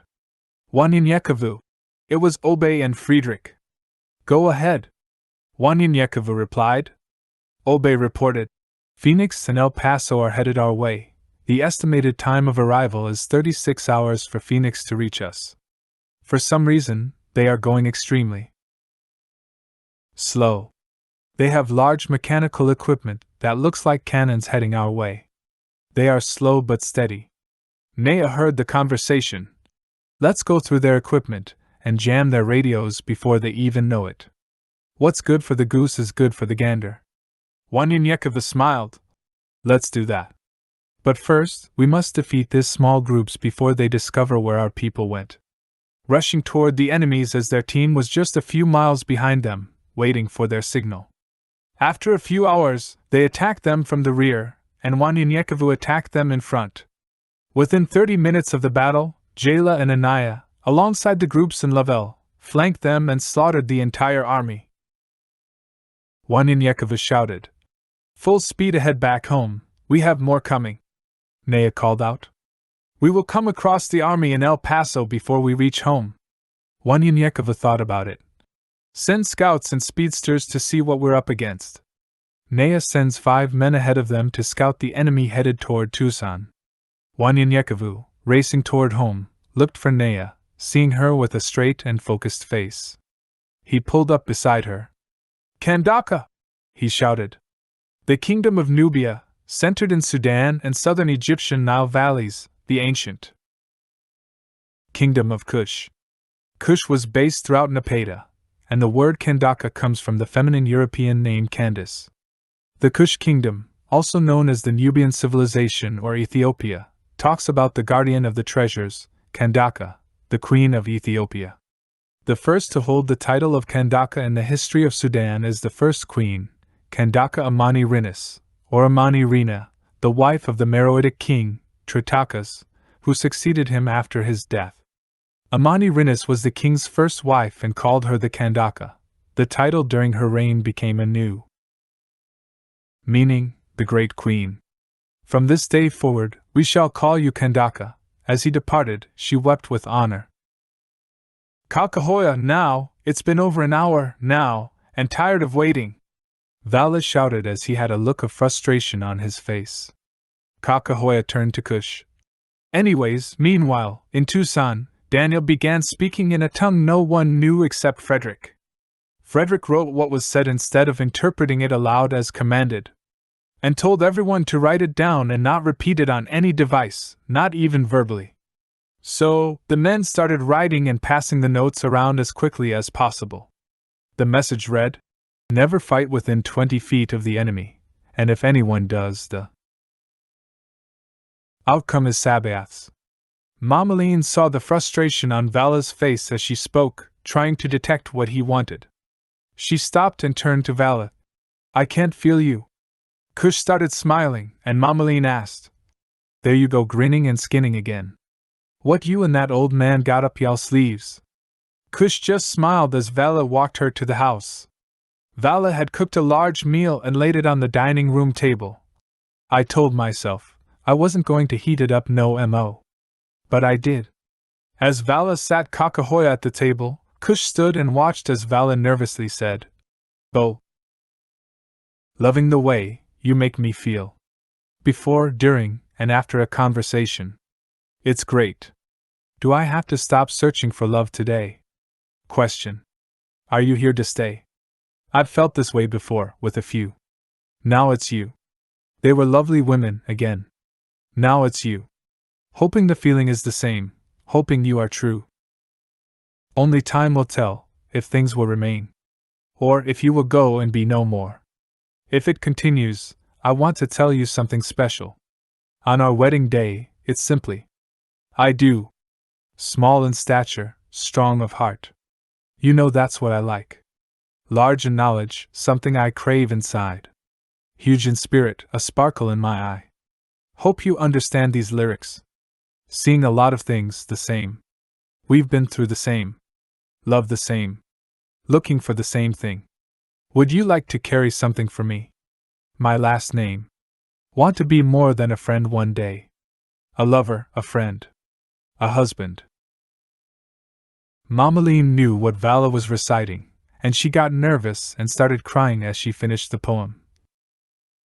So, you want to be my beau, the one that only my heart will only know.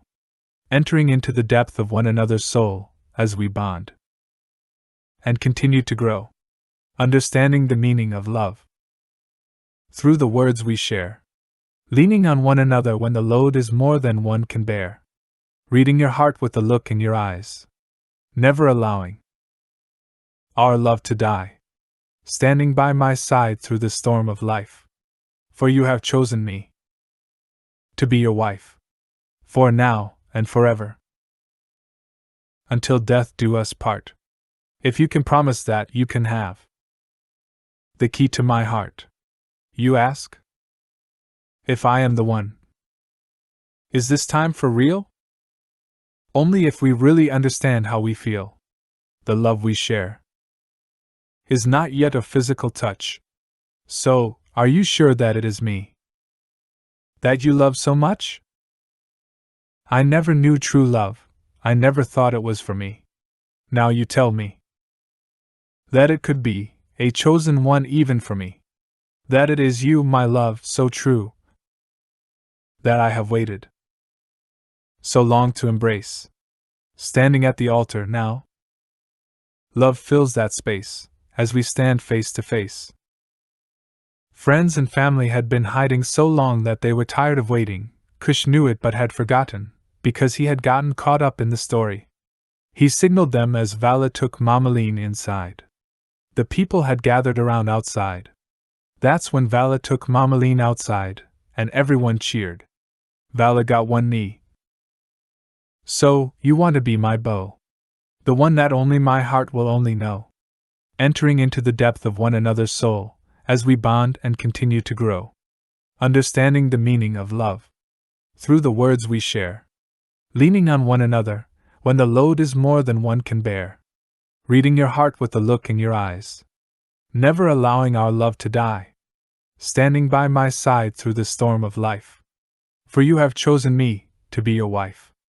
For now and forever, until death do us part. If you can promise that, you can have the keys to my heart. You ask if I am the one? Asked? Is this time for real? Only if we really understand how we feel. The love we share is not yet a physical touch. So, are you sure that it is me that you love so much? I never knew true love. I never thought it was for me. Now you tell me that it could be a chosen one even for me. That it is you, my love, so true, that I have waited so long to embrace. Standing at the altar, now love fills that space, as we stand here, face to face. Cush looked at Vala. I told you to end it at wife. But no, you talking about until I no longer have life. Mammalean looked at Cush. Boy, what you had something to do with this. He smiled and then heard Mammalean say, Vala. Yes, I'll marry you. Cush ran back, hugged her, and left as he said, "What happened to Abuxigan?" Vala looked at Cush in frustration, and Mammalean turned to Cush as she smiled at Vala, saying, "Don't worry, I will not be long." She said to Cush, "Always remember one thing. Sabaoth can make nothing into something. The land in which Wanyenyekevu lived was called No Man's Land, long before he arrived there, or simply nowhere, and Abuxigan ended up on the other side of nowhere." Then she turned to Vala, "See, not long at all." The entire area celebrated the engagement of Vala and Kakahoya. They danced and enjoyed the night as Cush tried to teach Vala how to write poems. "Look, you messed up that last part. Everything else was alright, but you don't add sadness to a love poem, man." Cush looked at Vala with a smile as he mocked him. "Until I no longer have life. Please, listen to some of my ancestors' poetry. Music is like a woman. Music is like a woman, it'll make you do things that you never thought you'd do. I'm talking to all men, not just a chosen few. Music, it'll make you say things you mean to say. Do things you're supposed to do, it won't let you lie. Believe me, it'll even make you cry. You'll be surprised what you'll do when you listen to music. Now, look into a woman's eyes. Music is like a woman. Find yourself buying things you can't afford, spending money you don't have. But you won't care. 'Cause in your mind, her love is what you long to find. It'll always be there. The beauty of music is worth every penny. Music is a beautiful thing. Sent from up above, it'll make you look for love. It'll make you sing, and women will make you do the same thing too. A woman with music on her mind will stop time. Believe me, eternity will unfold, and love will begin. So, grab hold, and listen 'cause love has no end. So, if that perfect woman is for you, this is what she'll do. No matter how strong you think you are, no matter how much pride is in your eyes, she'll even make you say, "I do," and you will surely be surprised. 'Cause she can just look into her eyes. Brothers, music is like a woman. Vala tried to say something, but Cush continued, "How about this one called, Could This Be a Dream?" I often ask myself, if this could be a dream. After so many others, it would seem to be just that. A dream. Thinking deep within myself, will I go through the same mess as I did before? Having someone walk out of that door. Those doors that lead straight to my heart. Just to search for another. For selfish reasons, will this love only last for a season? Hell, I don't know. Only time will tell.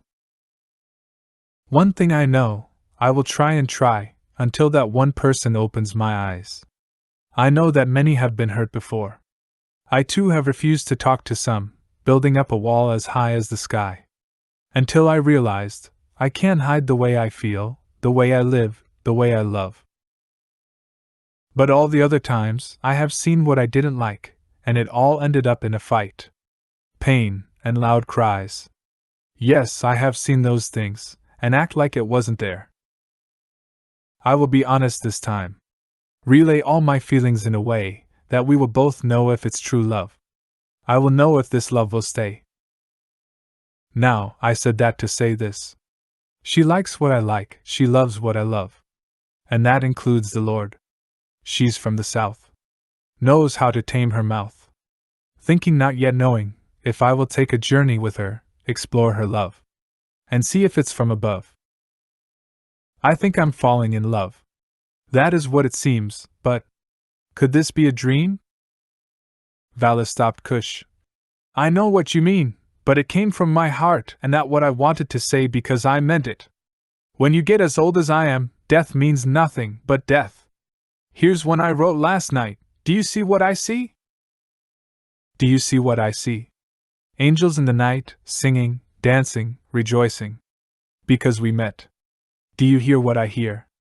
The laughter, the thunder, and lightning are the songs they sing. As they look upon us in awe. Two in love, two as one. Those two. You and me and you. Do you see what I see? Cush smiled. I like it and I do agree with what you said. If it comes from the heart, it doesn't matter. They both enjoyed the rest of the celebration. The end.